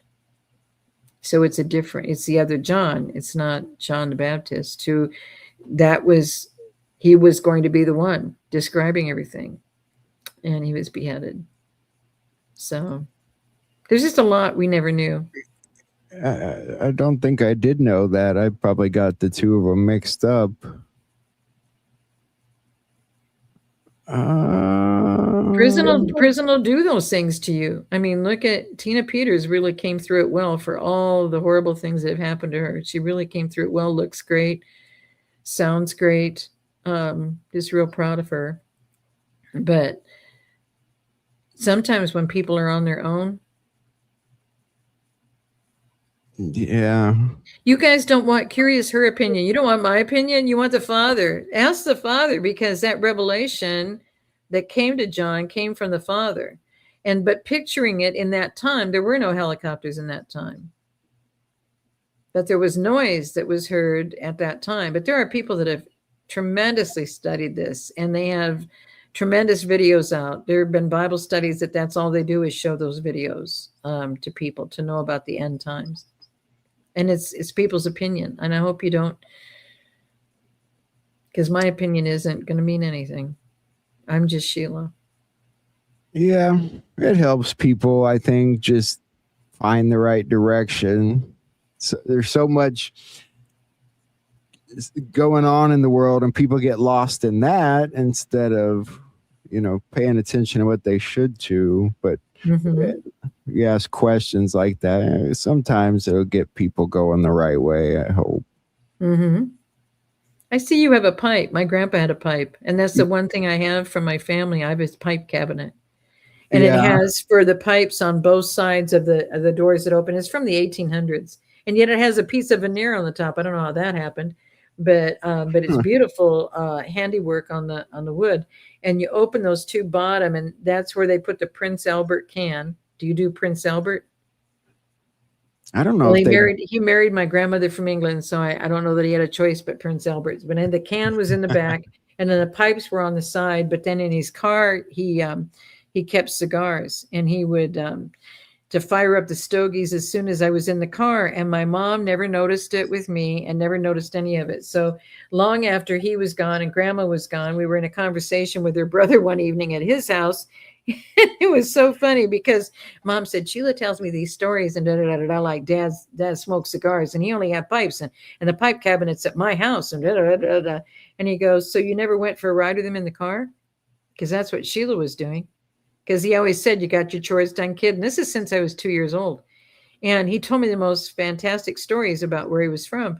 And so my mom's brother got to tell the truth. And then she said, well, Sheila said that Dad was engaged to somebody before he went to war. So our grandma may not have been our grandma, And he said, oh, you never saw the pictures? And so he sent his son down to go get the album down in the basement. And there's a picture of this woman called Blanche Morris. So it would have been an American. And he had the navy blue with the white trim because he was a chief petty officer. And so he was enlisted. I mean, is that what you call it? He wasn't an officer. And so anyway, chief petty officer is like at the bottom, top of the bottom. And so I can't explain it further than that. But then he got her the white outfit that had the blue trim. And she had a picture in that. And that's what he carried with him. And that was in the photo album. And Mom just turned and looked at me and she said, and how long have I told you these stories are crazy? So because I listened as a kid and he had a Scottish accent and my grandmother had a British accent and it was just fascinating. And my dad's parents had Norwegian accents. And so it was just fascinating growing up because everybody else had American grandparents who just spoke American English. I mean, so That's it was cool. very, very different growing up. That's really cool. Mm-hmm. They made their kids speak English, but you had to do the Norwegian prayer in the morning. You had to do the Norwegian meal prayer. Root prayers. I don't ever do those prayers. I can't even remember the one when we sit down now as a family because I don't do those kind of prayers where you just say the same thing every meal, every day, all 3 meals a day, so. It's hard to do 3 meals a day anymore. Mm-hmm. Well, I'm doing ketones and protein, and I'm doing 1 meal a day. And that's how I'm just deeply, deeply grateful to get rid of all the inflammation. It's been tough since the targeting. And I'm finally getting back to the way my life was before the targeting, July 17 of 21. Good. And that's good to hear. Mm-hmm. 5 years ago, but we've been on for an hour and a half. I think that's all the questions. Oh, why is Space Force putting up a statue of the god Apollo in their headquarters? Well, that's a good question for them. That is a good question. I haven't heard that one, honestly. Because guess who the father is to Pythias and different mothers, but the father to Pythias and the father to Hermes is Apollo. Yeah. It's where we are, guys. It's where we are. And I haven't heard anything about that. And I know the people who own the land. So I'll call the people who own the land tonight and let them know what's going on. Because Space Force is just leasing from that family. Oh, so they may not even know. So you guys knew to give me that question. So thank you very much. We'll get something done about that. That's interesting. Mm-hmm. That's interesting. Okay. That's who controls our Friday night to Saturday night, so we can't have Sabbath, is Apollo's son Hermes. Yeah. That was with one mother, and Pythias, the Knights of Pythias, under all of that, she was a religious leader of the time. But she was familiar spirits, not the Holy Spirit. So awesome. Spiritual advisors are not always with the Holy Spirit. Just saying, not going to name names, but just saying. I know what you mean. It's hard to. I see a lot of that right now, and I just try to ask myself when I'm doing stuff: is this what God would want us to do? Is this what Jesus would do? Just and how you treat people and. I don't know if I'm undercomplicating it or, I guess I try to keep it simple, but. But how do you know? Because when people credit that Father brings them through, and then they say that they're living through their 4 levels of ascension to get fully healed, to come back full and whole, it's like, what 4 levels are you working on? Anyway. Yeah, people get deep into that kind of stuff. I don't know. I'm not really into, like you said, astrology and things like that. It's just. Now, I don't know why. Last time I could see the questions. I can't see any questions on here.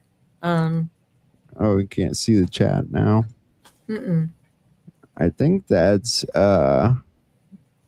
Oh, I see. everything. Instead of private chat, it's comments. Yeah. Yeah. Okay. And I think that's the last one I see there.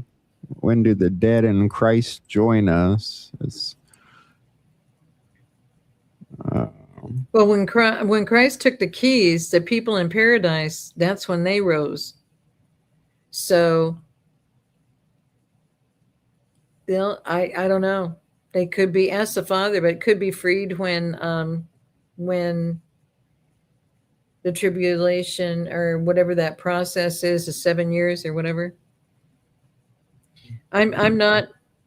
Father doesn't have me focused on that. He has me focused on get my people with me. Get my people with me, because guys, if you're not, there is no other nation to take us to. He can't lift us out of here like he did the 10 tribes. We got nowhere to go. He gave them all of the uninhabited lands of the world, and we got nowhere to go. So this has to work. What we're doing has to work. So, awesome.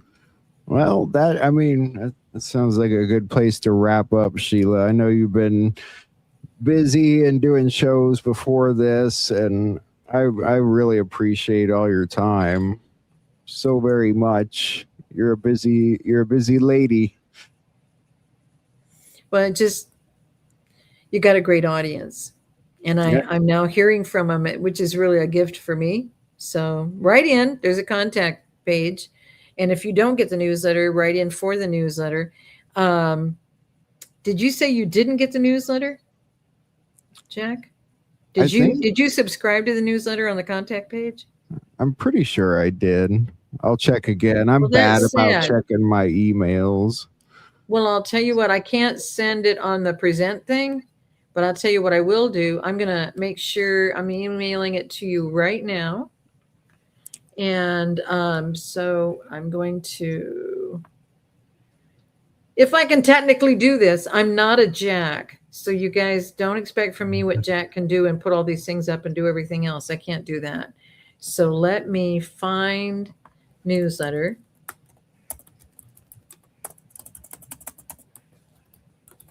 And I found the newsletter. And now I'm going to send it to Jack. And then maybe you can share it with them. But if you go on the contact page and go on the subscribe to newsletter, because we don't send it out as an email, it comes out from the website. So you have to go Okay. on the subscribe newsletter I see it. So you go to his best, your website, then you go to contact, and and there go to it is. subscribe newsletter, and you just first and last name and email, and it goes right into the website structure, and then the website sends it out. Awesome. I am signed up. That's cool. Well, awesome. It's a neat page. I appreciate all you do, Sheila, and I appreciate all your time. And um, it's nice to get to talk to somebody so connected with God like you are. I really enjoy talking with you. Mm-hmm. Well, blessings upon you and everybody that's listening in, and take everything to the Father, because He's got answers to everything. I'm just Sheila, and if Christ doesn't even know the hour and He's right there with the Father, then I don't know the hour. So I love your group, but and I'm sorry we did that 6 hours last time. I know we tired everybody out, but how long did you guys stay on after that? A little bit, but maybe 15 minutes. But it's amazing. We got a great audience. They loved every minute of it. So Well, did we get into Seoul, Korea and the election thing? And did we get into all of that as to what Juan just did, or you're going to get him on and ask him about it? Because that just happened this weekend. we did a little bit today. Yeah. He's not getting a break. It's interesting. Yeah, I'm gonna try and get him on. He said he'll be traveling quite a bit the next few days, but Mm-hmm. I think we'll get him on again soon. He's and I try and make sure that everybody sees his shows and knows when he's on and when you're on, and I try and keep everybody updated on who's on when and on what channel. And Well, this is so cool. And I'm so grateful we shared that Watch the Water. And if you're not following me on Twitter, that's the best place because that's the battleground. That's where everything's coming up. So Twitter is Nation Restoration, but when you use the @ symbol, it's just Sheila Holm, @ Sheila Holm. But look for Nation Restoration because there's so many duplicates out there. I'm not kidding. It's frustrating. We've taken down a few Rumble channels and we're working on more because they won't stop, and they're putting really weird, horrible content up. Some of my interviews with people, and then weird interviews, and they're using my picture, they're using my name, they're using my bio, they're using pictures of my books. It's so frustrating because people are believing them.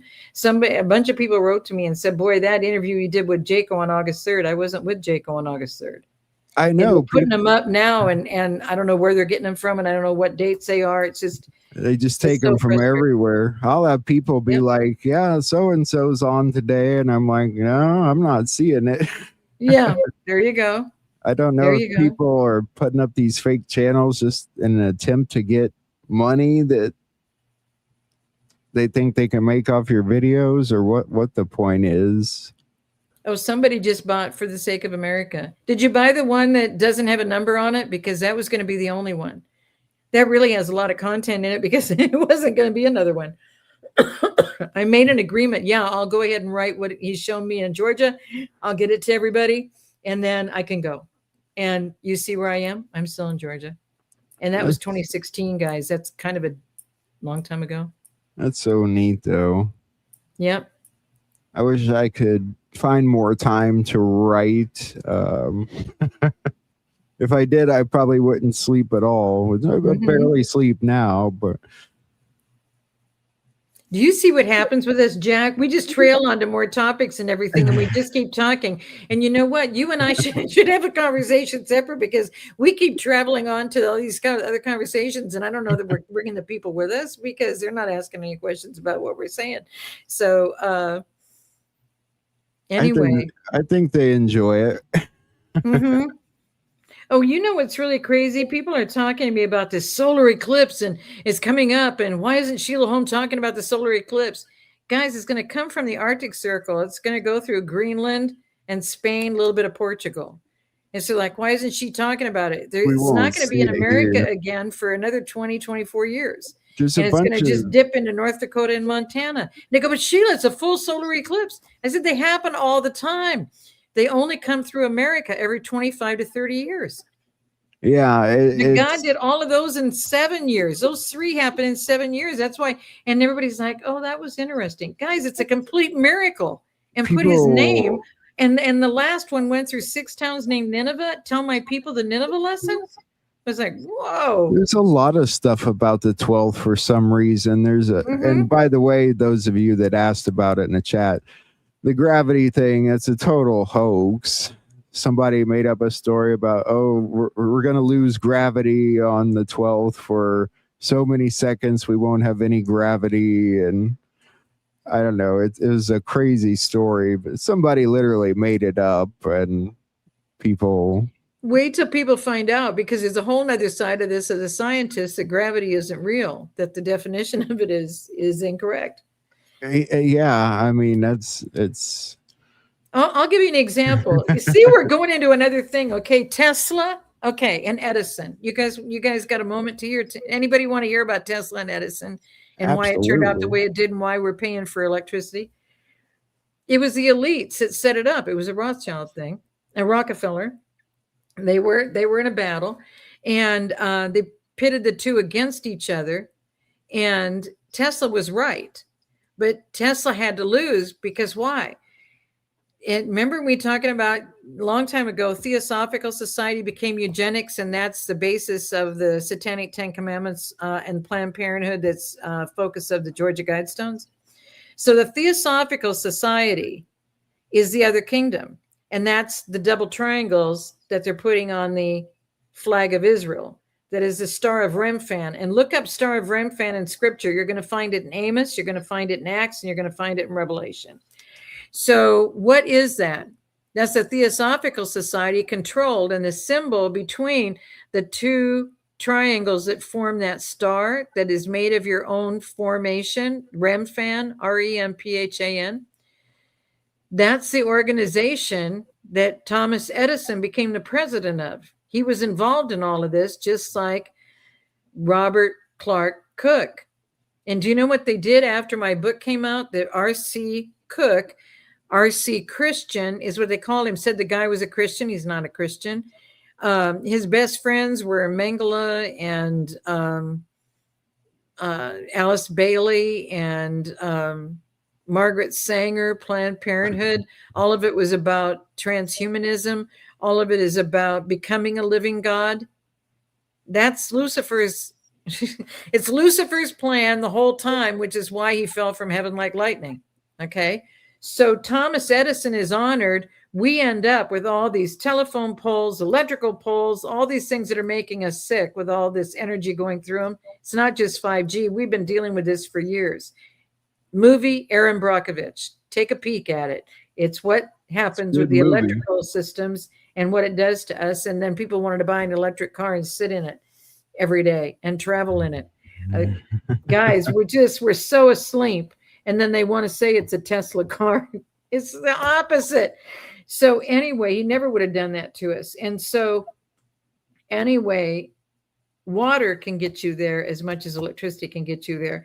But Edison had to win because otherwise we would get all of our utilities for free. So everything that we're dealing with is because it's things that make them money. If that doesn't make you mad.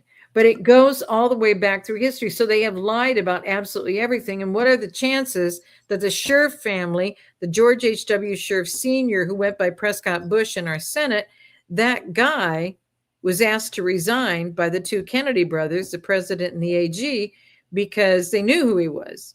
And nobody else can be in our government. And look what they do. This is what they do. He was Tesla's assistant, and Tesla knew he was an illegal, idiotic immigrant. But Kenny Bunkport wasn't their family compound. That was the infiltration center of Operation Paperclip that brought in all of these German people into America. I hope we see through his plans for energy that he had and get rid of these wires and it would change the world drastically. Oh, here's some neat stuff. So here they're saying about the new moon is coming out on the 12th, but the sky will be dark. It's only dark for a short period if you're right underneath it. The Milky Way will be seen. Because see, the whole solar eclipse doesn't mean the whole world's going to be dark. Right. That's not what happens.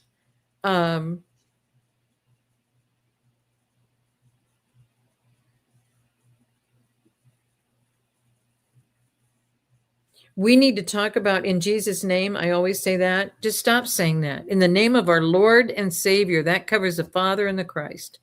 Do you mean it's a new moon on the 12th? Is what they're saying. On the day of the eclipse, so the sun will pass over, or it'll pass over. Interesting. Well, that's Yep. It's wild. The tabernacle of Moloch and the star of your God, Remphan, that you made by yourself. It has nothing, it's not a Star of David, but they did that to all the people in the Holocaust. Do you think the Georgia Guidestones were paid for by the Rothschilds, and Ted Turner supplied the checks. The what? Do you think the Jews have a lot of influence? People, I mean, I know that's a subject that keeps coming up with people that kind of go back and forth with that. Whether they're part of the deep state, controlling, all As for about controlling. Nasera, that's a lie, and Juan has confirmed that many times too. And Yeah. XRP is not a registered currency, so if you're holding on to XRP, be careful because it's not a registered currency. And you go, Oh, well, who wow. cares if it's a registered currency? Well, it's not going to mean anything unless it gets registered. Oh, wow.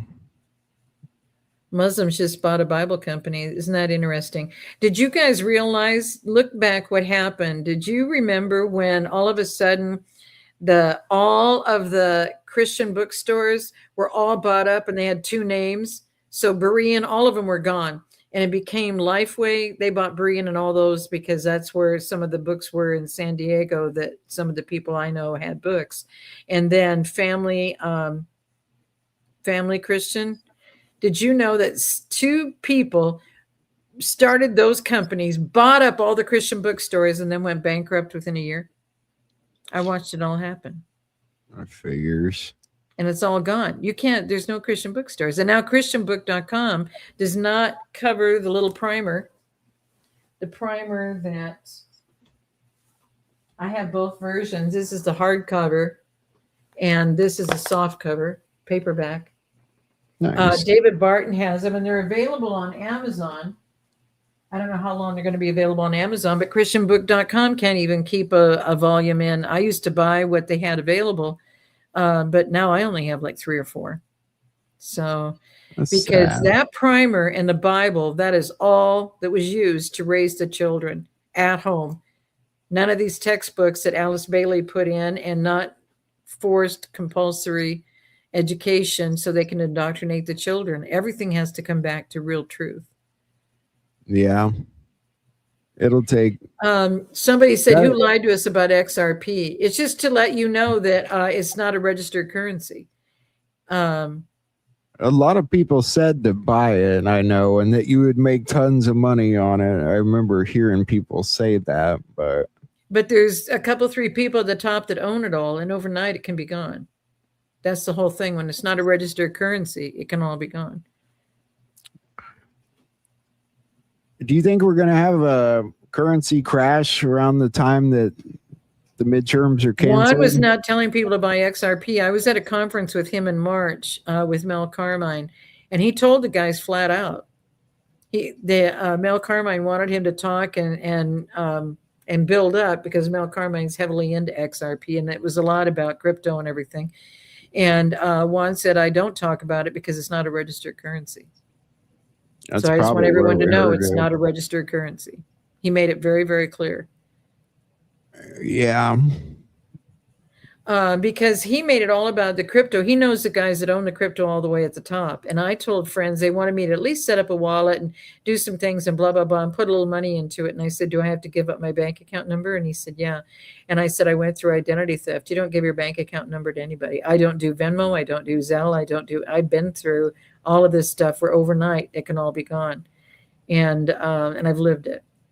So I got hacked while I was in Plymouth. I got onto their Wi-Fi network at the hotel, and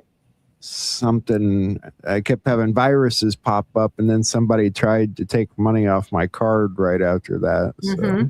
They're asking again about Juan, and it could have been because Mel Carmine won't stop doing it, and now he's done. You flip it, so XPR or RXP or something like that. They flipped the letters. They were selling the T-shirts, and so there's XRP and RXP or something like that.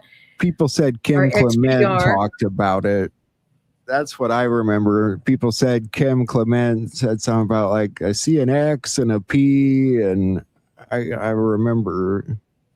But you know what? I think there's a lot of AI stuff happening with Kim Clement, because that could be. He didn't give prophecies for every single thing that comes up in conversation. Yeah, you got to really watch that stuff.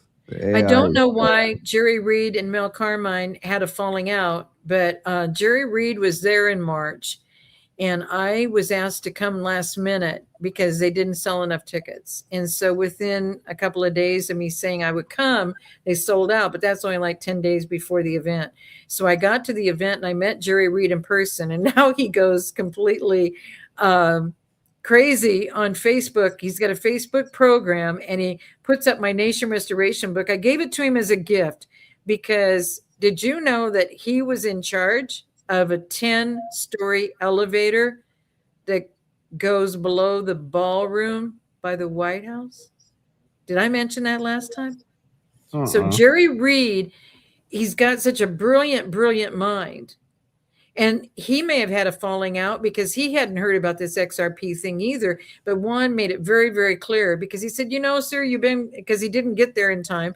So I went up to do my presentation and he said, well, Juan isn't here. So why don't you come back off and we'll let you present later. I was like a third into my presentation and he was taking me off the stage. He did it to me 4 times that day.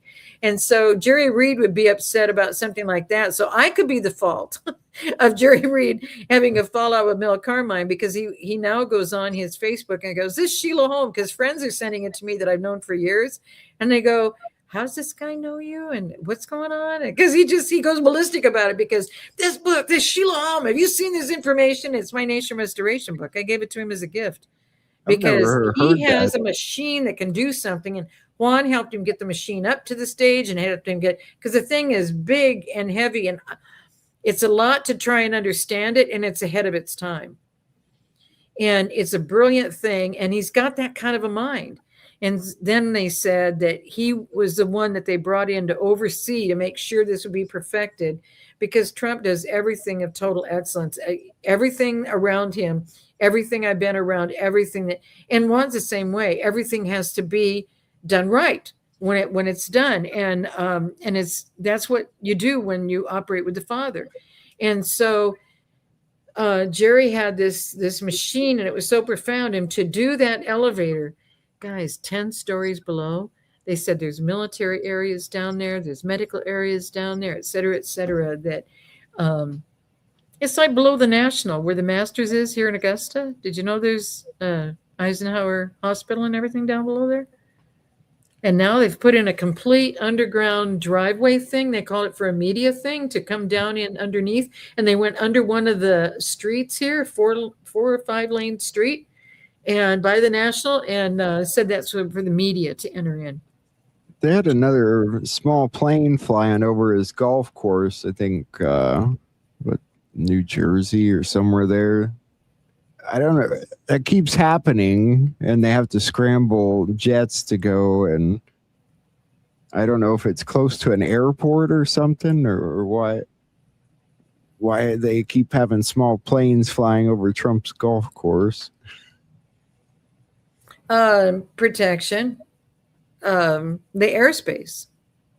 Well, the drone space. It's all protected. I tell you, being at Mar-a-Lago. As many times as I've been there, I've been able to meet the military teams because I stay at the less expensive hotels where they stay, and they're housed there. And so they come in with these big, big things, and I go, now, if you were in a band, that's even bigger than a saxophone. And they're just laughing, right? Because they know that I know something. Because they come in with matching big, but those are the guys at scuba that go under the water because the Mar-a-Lago is right by the water. They're protecting him from all angles, all reasons. It's absolutely phenomenal. And these guys just totally, totally love our president. And they would do anything to protect him. 2 guys were called back in because of something that happened. I think it was that double thing that happened when also somebody knew about the golf course. And guys, there's a newscaster that's on Fox, was the only guy. They did it on purpose to find out if he would leak it. He was the only guy that knew the president was going to be on the golf course at that corner at that time. Who was that? Was that Glenn Beck or? It's somebody on Fox. It's very well known, and so I remember. But it's not Jesse Waters. So I thought it was Glenn Beck, but I don't think that's right. Maybe. Yeah, somebody's saying, yeah, he talked about the elevator. He's a genius. His mind, how Jerry's mind works. But that Nation Restoration book just really hit him.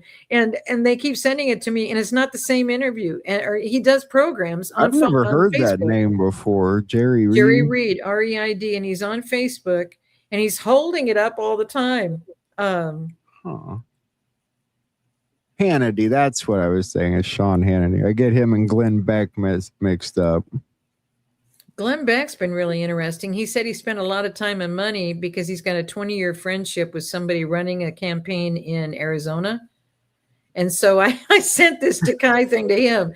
They can be your friend for 20 years, and because that's what they're trained to do, this, to lie to you till you believe them, that you have faith in them, and they involve you with them, and then but their agenda is a different agenda.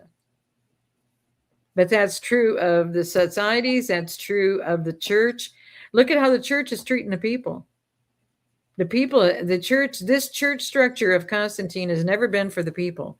I've seen horrible things where families, they just need $1,500, $1,600. There was a gal here in Augusta, and she had helped the church and set up a school and made all sorts of money for him, and then had a hard time getting discounts for her grandchildren to attend that school that she had put together. And then they replaced her with somebody at the same time that her husband died. And then when her husband died, I mean, here she had been devoted to the church, done all of these things. She's a wonderful woman, and she's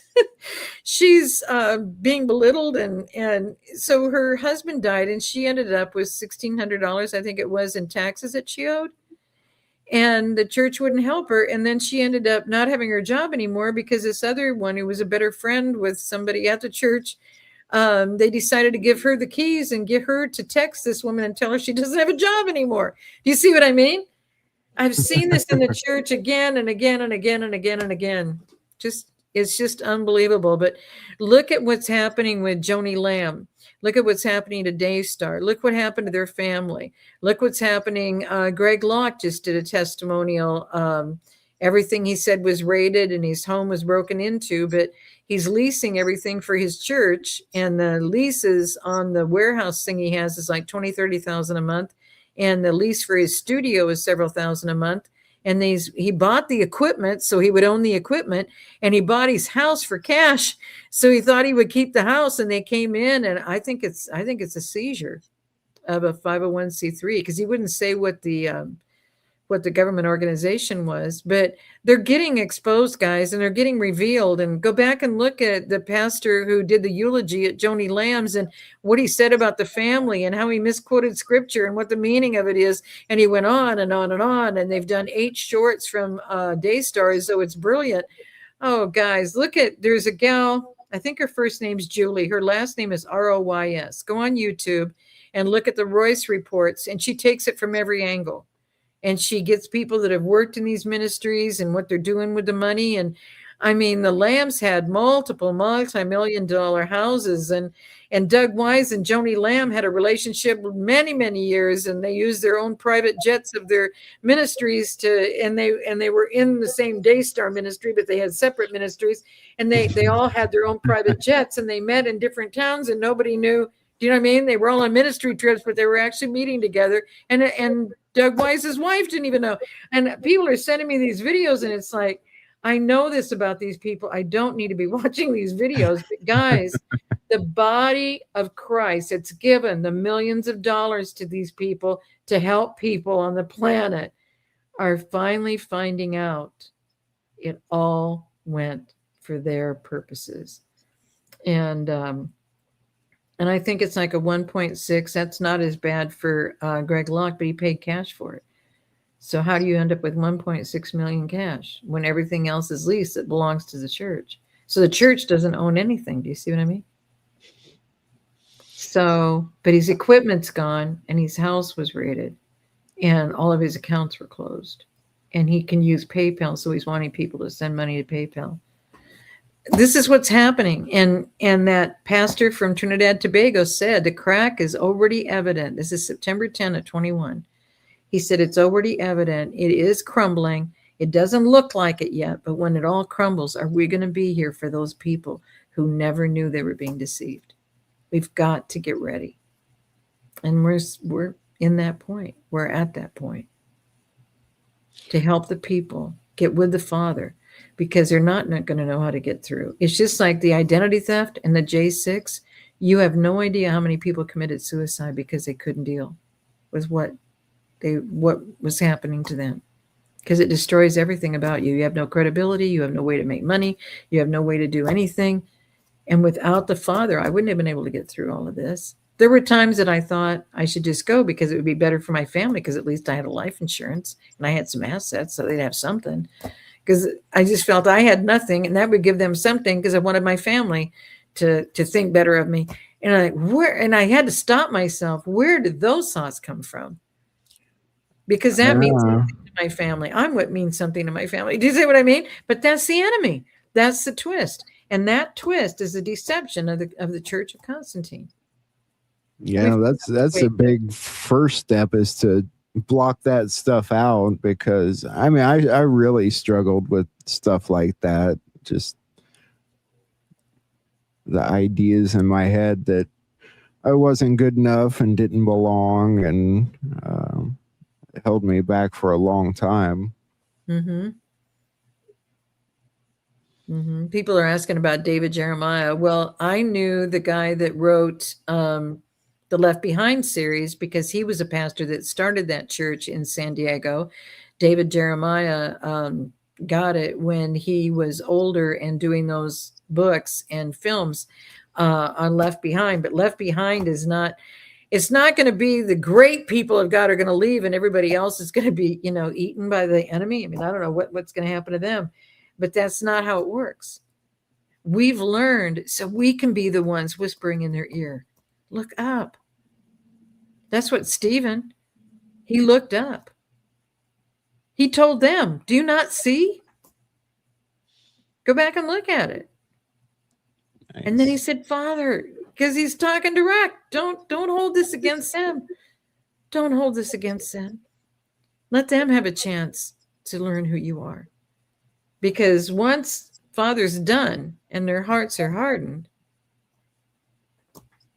you can still repent and come out of it. So that's why when Katy Perry and these people who signed with Satan think that their lives are over and she wished she could come back to her maiden name and her real name, her life name, and she's not Katy Perry, but her parents were pastors who were involved in the same thing.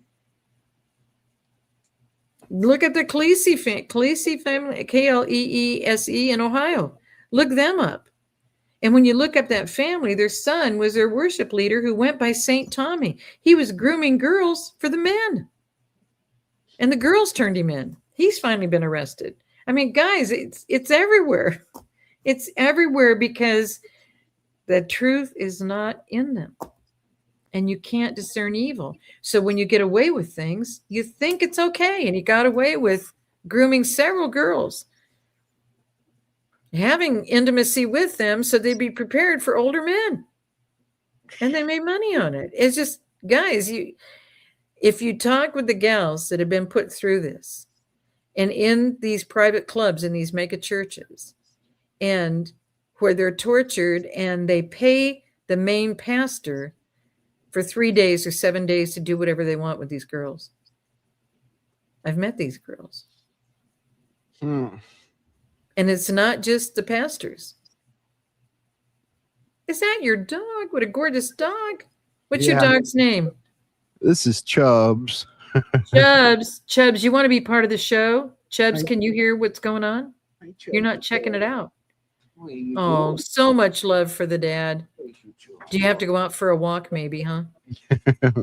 He goes, what are you doing? I miss you. You've been up here forever. Mm-hmm. So see, now we're going on 2 hours, is it? Yeah. Did your hourglass run out? It's right at that point. What a blessing, guys. I love you guys, and it's over 2 hours. That's why it's sand is you want to gauge it where it is. The sand is all there, none of it's up there. It's all nice. So it's a 2 hour glass. So I'll just have to keep that for whenever I'm with you so that it doesn't become 5 hours. But see, we go into all these other topics and you make it so exciting, Jack. And yet there's nobody over here. Last time they were saying, let the woman get some rest, but nobody's saying that either. So anyway, well, what a blessing to be with you guys. And we'll set something up.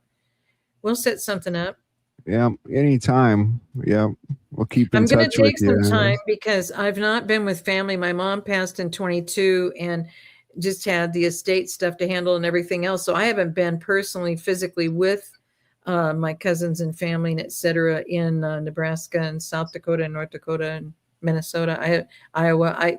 That's where they all accumulate. So I'm thinking about doing that on the way to Vegas, or I may fly from there to Vegas and then fly back. And people go, "Why don't you fly?" And I said, "Because did you know that it's more than 3 hours on a shuttle drive? And you have to be on the shuttle at the shuttle location long before, and then the 3 hour shuttle drive puts you at the airport 2.5 hours before. So I can drive a day's journey in 6 hours instead of sit and sit and sit and sit. You know what I mean? Right. So, but I don't know that I want to do a Vegas thing again. So I think I may fly into Vegas and back. But I do want to take some time and be with the family. But Mary Crowley has an event coming up in Branson, October 2 and 3, and so that might be a chance to be in the Midwest too. So I'm just trying to figure it out because I haven't taken any personal time, and and I do know that I'm going to have to get a break from all of it for a while. And I I feel haven't that had a vacation since 1991 because of all this stuff. So, I feel that way too, and sometimes I feel people are getting a little burnout on the politics, so sometimes it's good to take a break. mhm. Oh, somebody is, are you saying we should read the Ethiopian Bible? Guys, I haven't looked at the Ethiopian Bible, and you're going to love this. I finally went on, and Amazon has, like, I don't know, 12 different versions and all different AI stuff that they add to it, or CDs and everything else. So I got the two that seem similar yet different. They both have the 88 books. Some of it says it has other teachings, but people keep asking me, is it the Ethiopian Bible we should be following, or is it the Geneva Bible? And guys, I can honestly tell you that Tyndale's Bible is what it started out as, because that's all they had. That was the first time it was translated into English, and that was in 1535. Then they burned him at the stake and gave all credit to Cloverdale, but they changed it to what they wanted it to be before it was issued and credit given to Cloverdale. And I think that was 3 years later in 1538. So Cloverdale was a club member and Tyndale was with the father. So does that tell you? So so I know that the King James Bible had the Apocrypha, but now I'm finding that the Ethiopian Bible has the Apocrypha, and it says it has the Book of Enoch, but there are several books of Enoch. But what I do, I use, I don't know if I've stuck them all together. I use the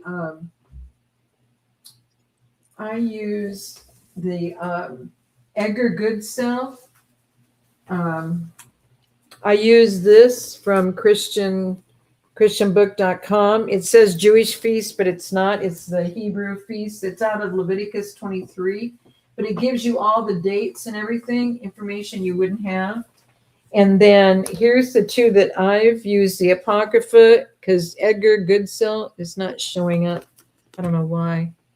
The Apocrypha by Edgar Goodsell, because these guys have really studied it. And the other one that is used a lot is the Ancient Book of Enoch.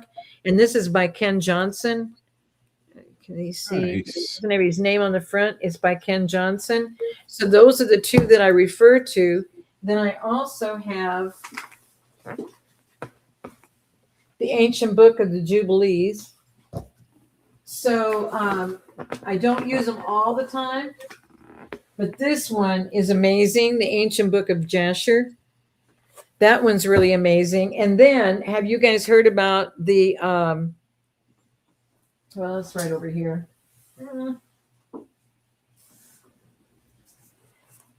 And there's four of these. The Gospel of Q is supposed to be the additional information from Christ. And I was on a live TV program with Juan about, this one too. Okay. So this one is the one that everybody decided on, the Ancient Book of Q. because the Q, the gospel, the earliest gospel is the gospel of Q, and that is supposed to be the gospel of Christ. And that's part of the Q structure. The Q structure also is the 17th letter in the 17th book of the Bible is Esther. That hasn't changed. And that's the story of Haman and Mordecai. And that's why I've used it a lot. Juan's used it a lot, because everything with the Father seems to change overnight. He gives you time, gives you time, gives you time, and then boom, there's a change. And we've talked about it. Noah had more than 100 years. He's the only guy that was considered a pastor. So for more than 100 years, he's sharing the truth. And what happens? Nobody converts. There isn't anybody in that entire community who converted. Nobody wanted to get on that ark. Nobody believed that any of that was happening. The last 7 days, Father asked for the family to come together and decide. And the family decided to just, well, we'll be on the ark. And if we can get off later, we'll get off later. You know, I don't think they were fully committed. But then he closed the door because it was so big, only Father could close it and seal it. So it got sealed. They went off for 40 days. And everybody thinks, and it's a fairy tale, that everything was wonderful after that. It wasn't. Look up the stories about what happened in the family right after they landed. It's not good. And so as you come through all of these things and wonder about the truth of all of these things, everything has included lies. In fact, when you think about there's no room in the inn, there weren't inns in that time. Everybody lived in their own houses, just like where I grew up in the farm. There weren't inns that you could go get a reservation in when you go to Feast of Tabernacles when he was born. And so he wasn't trying to get to the inn and then stayed in somebody's manger out in their barn. They traveled with a Sukkot. The Feast of Tabernacles is a feast of booths, festival of booths, festival of Sukkot. What was the Sukkot? 2 pieces of wood poles and canvas. When people said there were tent makers and that Paul was a tent maker, did you know Paul's family didn't make those big tents that you go to tent revivals in? Do you know what the tent is? It's a tent of meeting. And I wish I could pull that up, but it's on the other side of the desk. I have the prayer shawl from Israel.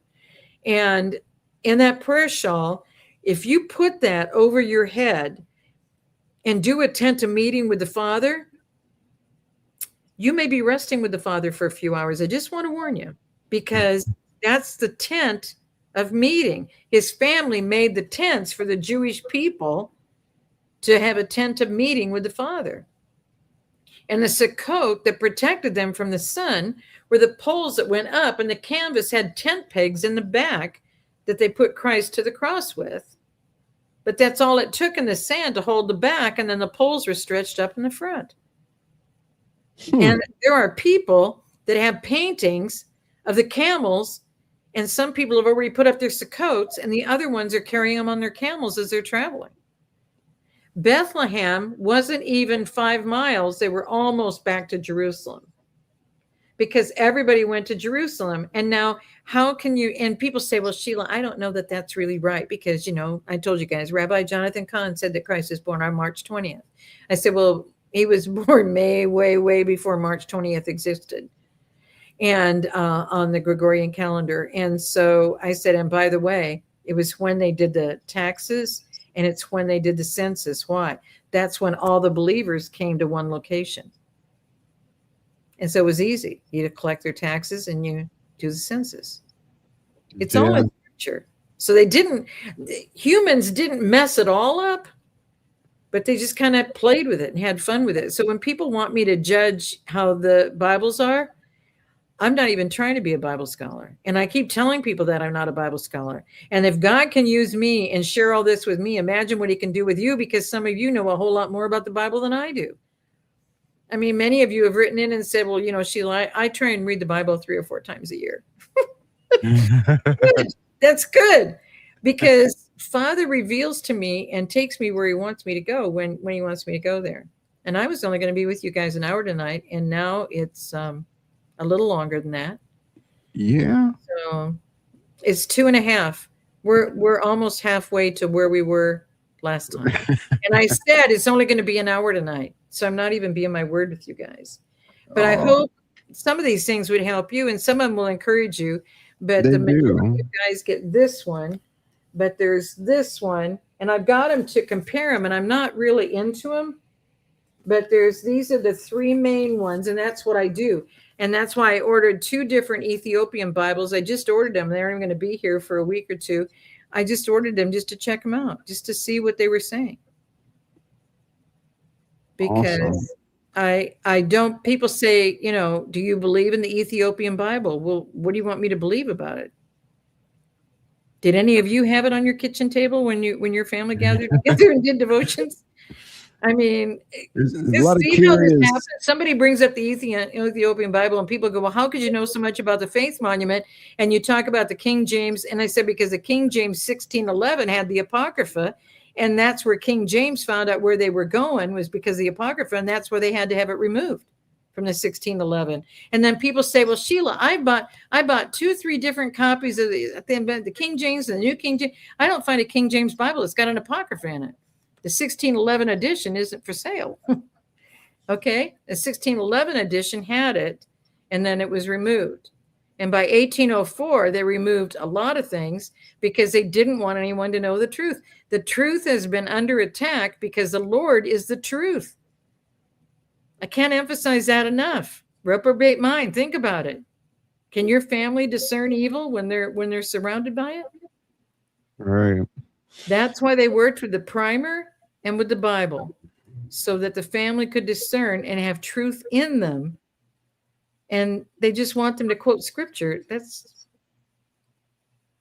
scripture quoting hasn't helped me in any of the battles I've been in, or any times that I've been attacked personally, or when certain evil entities are sent to take me out. Yeah. I can quote a scripture and they'll just laugh. Yeah. So You can learn things from it, but yeah, I get what you mean. There's a lot of curious minds out there. You guys do some research too. You can find all kinds of great stuff. Yep. Oh, and what they're using on me on Rumble and Twitter and everything else, because there's a fake Twitter account. There's a fake, there's a guy that wants to know how much I want for my name on Telegram. I'm like, I don't care. And he set up a chat about me, and people think they're chatting with me, but they were doing it with Jaco too. We're trying to take all this stuff down, but it's like, why is Sheila allowing this? How do you find all this stuff people are doing? Because every day they're doing something different to me. But the Twitter, the X, you'll see the fake ones. I just went to 19.1 thousand. So that you'll know, and it's a capital S on Sheila, a capital H on Holm. The ones that they're doing now are just all small letters. The new one with really wild pictures, guys. You're not going to believe how they changed the look of my face and everything. But it's Sheila Holm, all small letters on Rumble. It's just weird. So you can check it out, but please don't honor them or help them in any way. But that's where you can find me, and that's the battleground, and that's where you're going to find a lot of information. And I announced that we were going to be on this show tonight live and Blessed to Teach live. And I didn't mention another one. Carla is with Truth and Inspiration out of San Diego, and I did my first one with her tonight.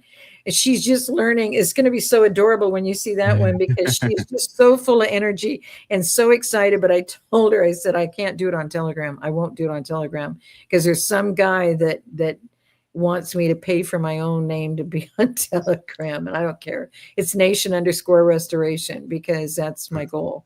And so anyway, the guy is just so funny. And what we're coming through and how they're doing all of this and how they care so much to do this. But on Rumble, they're actually making a lot of money off of the horrible stuff they're doing, because they're pirating other people's content. Because I'm not any of the hosts. I'm not going to do a Rumble channel. I'm not going to do a YouTube channel. I don't plan on doing podcasts. So, but I want to get as much information out to you guys. And Juan is putting some great stuff out there. I repost him. I repost the ones of General Flynn that I catch. It's a battleground, and you're going to find information there you're not going to find anywhere else. Truth really is interesting because it's almost like pablum. I don't know what other word can I say for it. It's just gentle, and they're just complimenting each other, and not a lot's happening. And so you don't see a big crowd around me on Truth because I put something out there and everybody just puts smiles or something. It's just like there's no interaction. And on X, we're in the battleground, and we're communicating back and forth. And I know Sean Voight has done a lot of amazing things, but he always wants to be acknowledged. And if he wants President Trump to fix it, why is he in ministry standing there doing something about it? Why isn't he in communication with them about it? Like why is he not evangelizing? Why is he not, do you know what I mean? Yeah. Why is he wondering why Trump isn't doing something about Chicago and letting this happen in Chicago? And that's why I keep writing these things. And why do you want the president to tell colleges not to let Israeli Defense Forces come and recruit your children? Have you trained up your children? Just, yeah. I mean, are you telling them what they should be doing? So it's crazy all over right now. Oh, I love this. I love you on this platform, Best. Your free flow is awesome. It's because of Jack. It's not my fault. It's because of Jack. Oh, I can't get away from Jack because you see, he laughs and then he says these gentle things. Then he goes on to another topic, and then I'm still on here for another 20 minutes. But now it's coming up on the hours. So now it's coming up. So it's what, 2.5 hours? Yeah. I think it's time we're halfway to last time. And I said I wouldn't do this. I said it was only going to be an hour. So you guys are such a blessing. Just write to me on X and have your friends come on X. And, and I made a comment, and that's what Carla was talking about tonight, that has truth and inspiration. And she was so funny because she said, guys, we got to get Sheila over 35,000 so big things can happen, because I made a comment. Everybody that they're retweeting from the departments and et cetera in DC, every one of them's over 35,000. And so I laughed about it on a program. I'm trying to remember. I was at Gainesville, and I was just speaking to a room full of people. I had no idea it was going to go out, but it's on X. And it's from WTQ, and it's the Gainesville Sheila Answers Your Questions. And I was saying, let's not even put it out, because I said some stuff.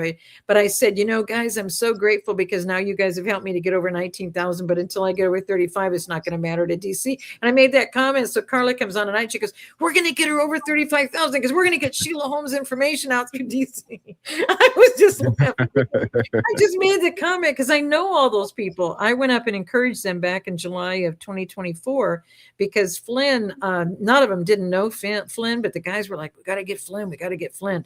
The guys in the American Legion and the VFW, those guys were all trying to get Flynn to come to Gainesville, Georgia. And I said, well, I can get Flynn to come. And so I got a hold of his people, and they got a hold of him. And Flynn said, you want to do Georgia and not have Sheila? Why are you going to have Georgia and not have Sheila? All of her books are about Georgia. And so then they complimented me to come to Georgia, and so to come to that event. And so I went up there earlier to convince them, and I went up to do a Q&A.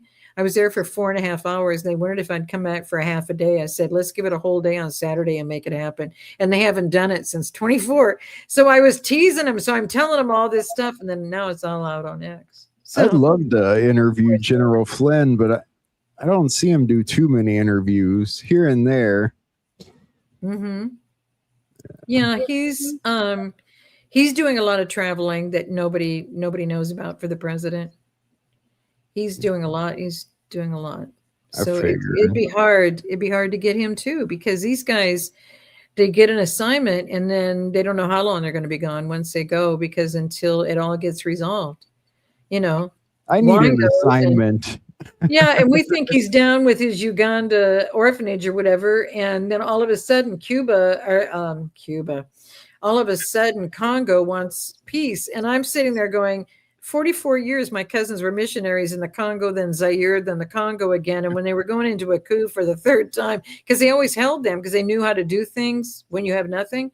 And so they always held them, but not like a really mean way, but they wouldn't let them leave the country. And they just said, we're done. 44 years, we're done. So they left, could never get peace. And now, because our friend Juan goes down there and takes care of it, the president sets up this whole peace deal for the Congo and all of these great deals to make them prosperous again. I mean, but it's true everywhere he goes. Now he's in Seoul, Korea, and he's taking care of this whole election thing nobody even knew was happening in Seoul, Korea. Do you know what I mean?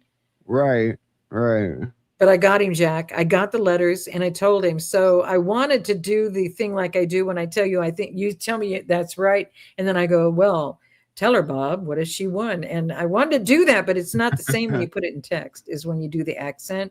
Well, tell her, Bob, what has she won? So anyway, and I'm not in it for what I win, but anyway. Sheila doesn't bitch and moan. Not when I'm on with Jack. You can't. He's laughing at me all the time. So yeah, we're positive people, you know. Mm-hmm. The original Bible, I see man wrote the Bibles. It is taken from the original, the Dead Sea Scrolls are the main part of it. The transcriptions. If you guys want an interesting DVD to watch when you got some time, get God's Outlaw. It's about the story of Tyndale's life. I know the actor because my cousin worked at the Guthrie in Minneapolis, and he was there a few times doing plays. And he's a wonderful actor that does that part of Tyndale, but you really see what he goes through and how the families around him and how everybody got destroyed because he translated that Bible. And then they sent a con man to go get him, and the con man brought him back, and then he was burned at the stake. And then 3 years later, they give the credit to Coverdale, but he used the Latin, the Greek, the Hebrew. A brilliant man. That's why William Tyndale had a publishing house. I don't know who's manning it or taking it now or handling it, but why people were saying something about Bibles being printed somewhere and Muslims now have their own Bible. Well, they call it the Quran is their Bible, and it's spelled two different ways, Qur and Kor. I don't know why, but it's two different ways, and they'll get upset with you if you don't use their way. And I said, well, then just use one way. You know, what's the difference? And they won't tell you because they don't have the wisdom of it. They just have, no, the Quran is Quran, and the other ones are Koran. So anyway, did you guys know that even the Hebrew Bible, the One New Man Bible, that the Hebrew scholar that helped me, Bill Morford, when he did it, the only place he could get it was printed in China, and the guy that did it for him was charging him everything for it. He never made anything on it. He made the deal, did it with the Chinese to get a leatherette version of a Bible, got it printed in China, and now he's selling it for hundreds of dollars a copy. So I told people, just go on Bill's website. His Bill's website still sells it for $52, I think. Wow. But it's hundreds of dollars on the internet now. So, well, I'll clean up my desk, put these books back, put things back in order. I just, it's fun being with you guys because of Jack and because of you guys. And I'm sorry that I didn't know I could just click on comments. I love having you.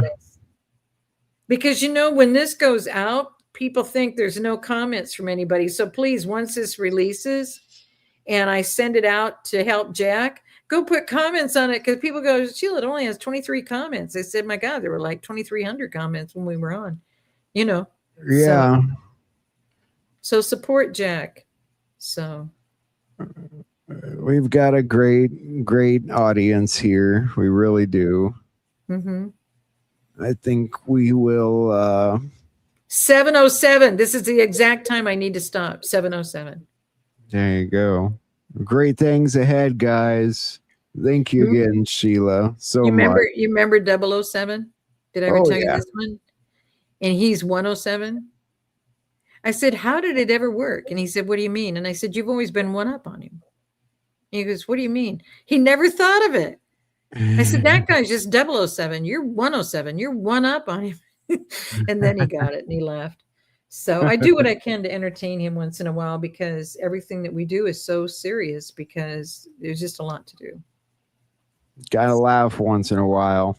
Mm-hmm. Well, blessings upon you all. Love you guys. Have blessed rest. Same to you, Sheila.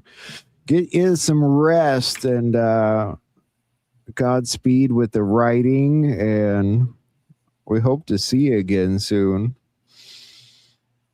Well, see what you can do to get to, because you would enjoy being at the summit. See what you can do to get to the summit. Yeah, I might see if I Tell can him get. you'll help with security. That'd be cool. Do you know Judd? He was at Faith Monument. Judd and Kinda. Kara. I don't know if Kara went with him, but Judd was there, tall guy. He does Yeah. staff. He does staff security with Juan at all the events. He's at all of the things. Nice. I'll have to ask Juan about that. Mm-hmm. That'd be cool. I'd definitely like to go, but man, it's hard surviving right now.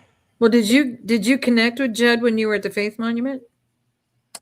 I seen him there. I don't. We never ended up talking though. No. Okay, send me your. You must have another email that's not Collision TV. Oh, I've got a bunch of emails. Well, send an email you want me to send to him and a phone number you want me to send to him, and I'll get you guys connected. Okay. Okay. That'd be awesome. Because I made him listen to the 6-hour one because he used to be my security back in the beginning. We made it up. He was just there for Brighteon TV. And then because we were at an opera house, this is May of 22, and I was still really pretty sick and pretty unable to do a lot of things. And at an opera house, there's spiral staircases on both sides.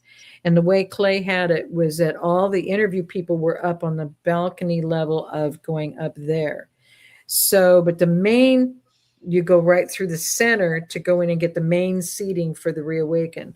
And so Clay wanted me to be interviewed by everybody that was there. I wasn't a speaker then. This was May of 22. This is before the Guidestones went down. I didn't go on Reawaken until after the Guidestones went down to be a speaker. And so I'm going up this staircase to be interviewed over here. And then the next interview is on the other side. So I have to climb my way, seriously grabbing the railing to get down the steps without falling. And then climbing to grab the steps to go up.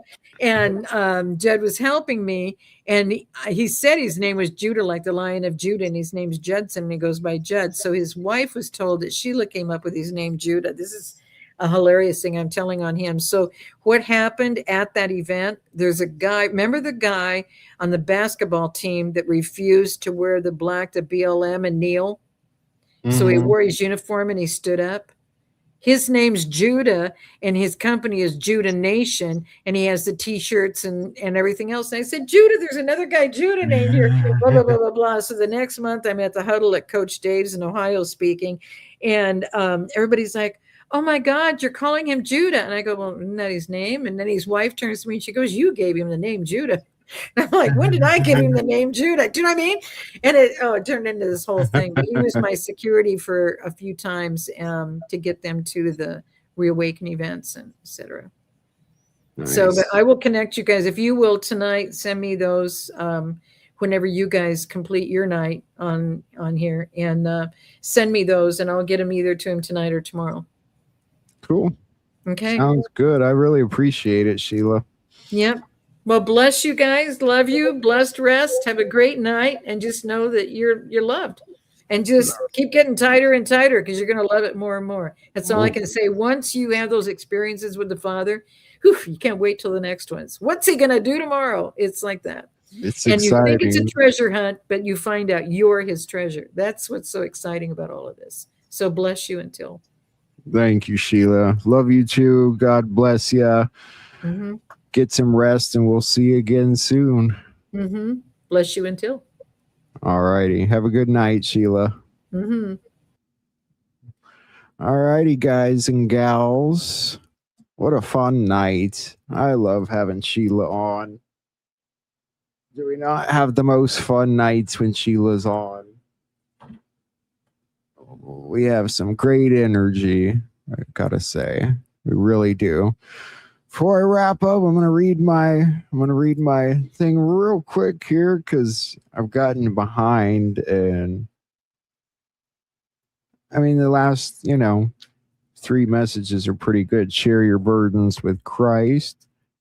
He carries us day by day. And then today, the compassionate Jesus. Compassion is a distinctive characteristic of Jesus's personality. It flowed from the very center of his heart and filled his teachings. People enjoyed listening to him and walked many miles just to hear him. The brief record that we have of what he did and taught in 3 years reveals the depth of his wisdom and the uniqueness of his revelation of God the Father.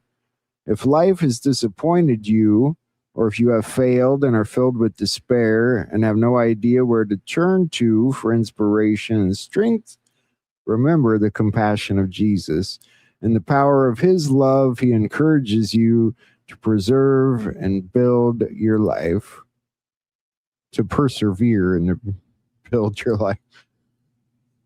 Need better glasses, I think, or my eyes are changing. Good message. Fun night, guys and gals. I'll be on tomorrow. I might do an early show too, just to cover some of the news from the weekend and today. I'm trying to think of the important stories, but I guess it doesn't matter.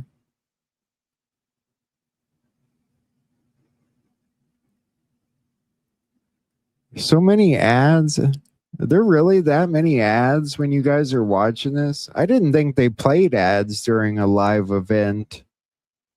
I mean, while it's live, like I thought they played ads if you like watch it later or something, but like when we're actually live, I didn't think they played advertisements. That's odd.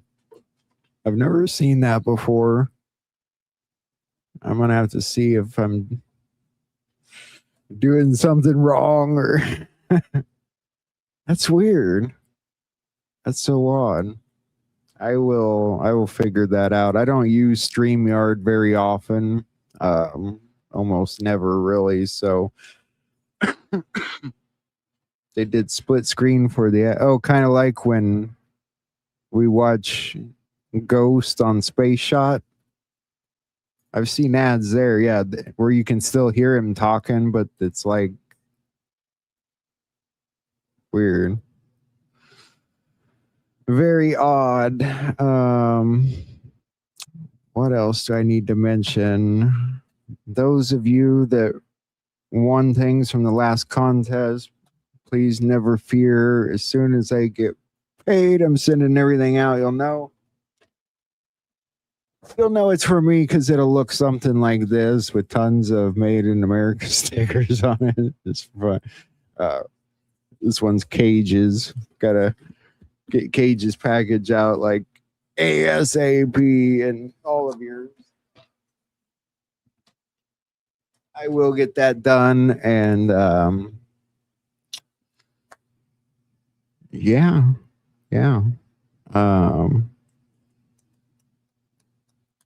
I did make an intro video today. You know how we usually have the intros of short videos and stuff. I did make one of those. It's up now. If you want to watch it and catch up on a few news stories from today and yesterday, A Voice from the Shadows is what it's called, I think. Kind of just come up with random names there. I know some people, I don't know. I don't know what, I'm not sure there is a right way to do it, but I am having fun. And I did talk to Juan. I'm hoping to get him on. And I had a message from uh, Dr. Jan Alper Hayes. I saw today, so might have her on here in the future. Would be awesome. I'd like to have some more people on. I enjoy. I would love to talk to Colonel Bosey or Josh Reed or um, the Ghost. There's great people. SG Anon. Some great people out there. And of course, I'm there every morning listening to Jerry preach, and it really, I really enjoy it. I enjoy the passion. I enjoy hearing the word in the morning and starting your day right and getting on the right page. And so I'm trying to keep up with everything for you guys, so as much as I can. But yeah, I tried to get to all your questions. I know there was a couple there I didn't go into about the rapture because we had kind of talked about it already, but other than that, no, gravity's not going to end. Total hoax there. Some guy made up that gravity story and it ended up spreading around as things do on the internet. So, well, guys, unless I go become an actor in a movie or something, that's a stupid thing to say right now. Unless I become an actor in a movie, I'll be here tomorrow. It'd be fun to act, wouldn't it? Kind of be fun. Any of you guys ever been in a play or done any kind of? It'd be fun, I think. Not so sure. There's so many things I think about every day that I would love to do or try or get involved with. Just not enough time in the day, guys and gals. Talking to Sheila for 6 hours, that's nothing. I could talk to her for 10 hours and have a wonderful conversation. But she's very right about your relationship with the Father. I can't express that enough, that everything she's telling you there is so true. 100%. And it will change your life. And I wish I could express that as well as she does, as well as Jerry does. It makes the difference in your life big time. If you've never had that relationship, try it. Just try it. You don't have to, don't got to be public about it, Juicy. It's just like, you ever have a sort of like a conversation in your mind with yourself? It's kind of like that. Just think God.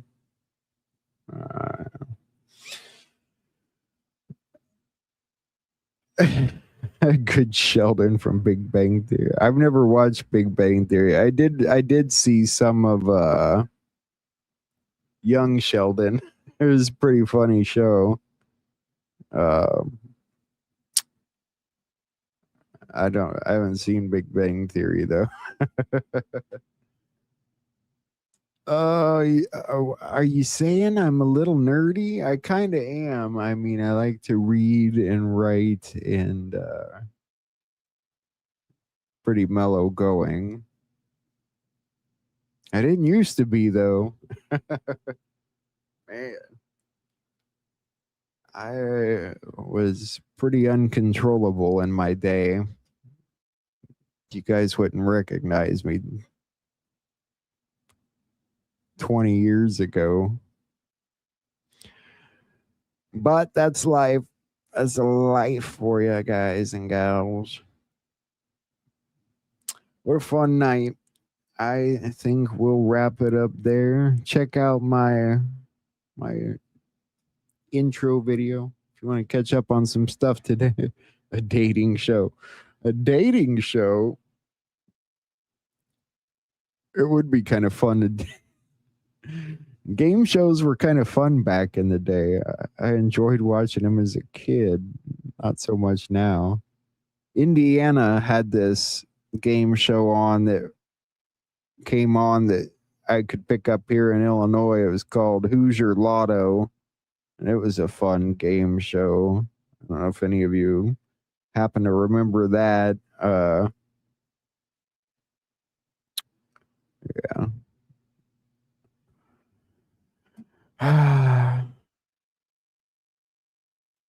Gaslighting. There's a lot of goofy stuff out there too, guys. But if you get to a place where your heart's tugging at you and you're not sure about something, you're like, oh, is it this? Is it this? Pray about it and look for the answer.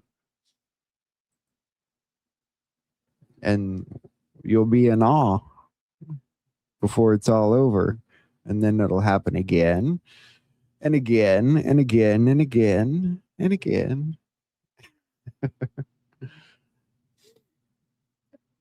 I do miss my contacts. These things are starting to hurt my ears. But yeah, now I'm rattling on officially. The journey has just begun. It is. We can't give up. Prepare to be stubborn, guys. Get stubborn. Get loud. Get righteous. I love whom is laughing. If you don't end the night with a laugh, what good is it, right? The dating game. I could bring my dogs up here. Right, Chubsy Bear? You want to come up and say hi to everybody? Can you say hi? You look right here. Right there.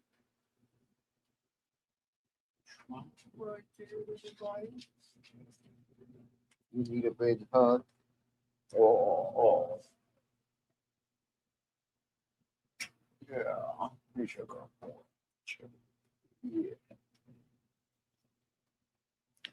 He's a good boy.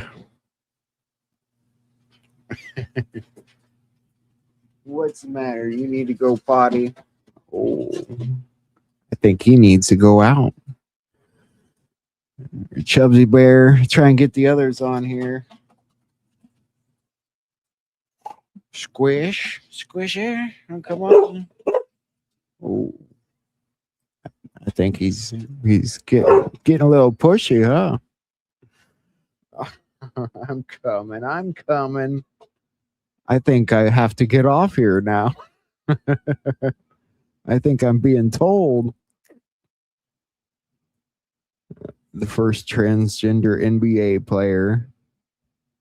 Chris, you're getting bullied by a chihuahua. I know, they're pushy, man. These guys are pushy. Sometimes I'll wake up and they're sitting there staring at me, waiting for me to wake up. That's scary when you were you got a big nose in your face. The cat's something else. That cat. It's Juicy's dog, Jack. Hi, Jack. Jackie, Jack. Hi, buddy. Gotta go right now. Waiting for me to blink.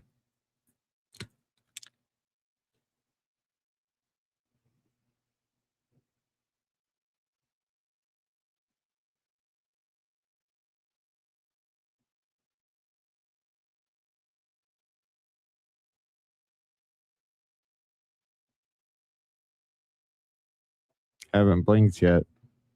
Guys.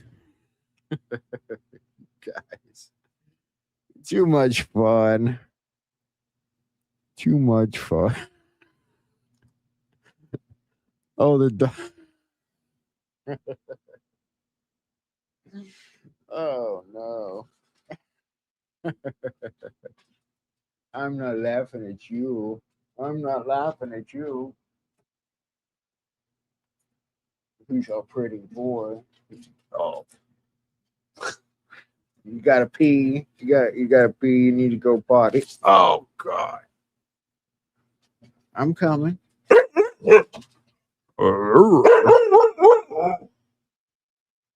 What he said. I guess I better go before they kill me or eat me or something. Love you guys. God bless you. Thank you for coming tonight and having fun and hanging with us. I will see you all tomorrow and we'll do it all over again. Love you guys. Have a good night. I better go.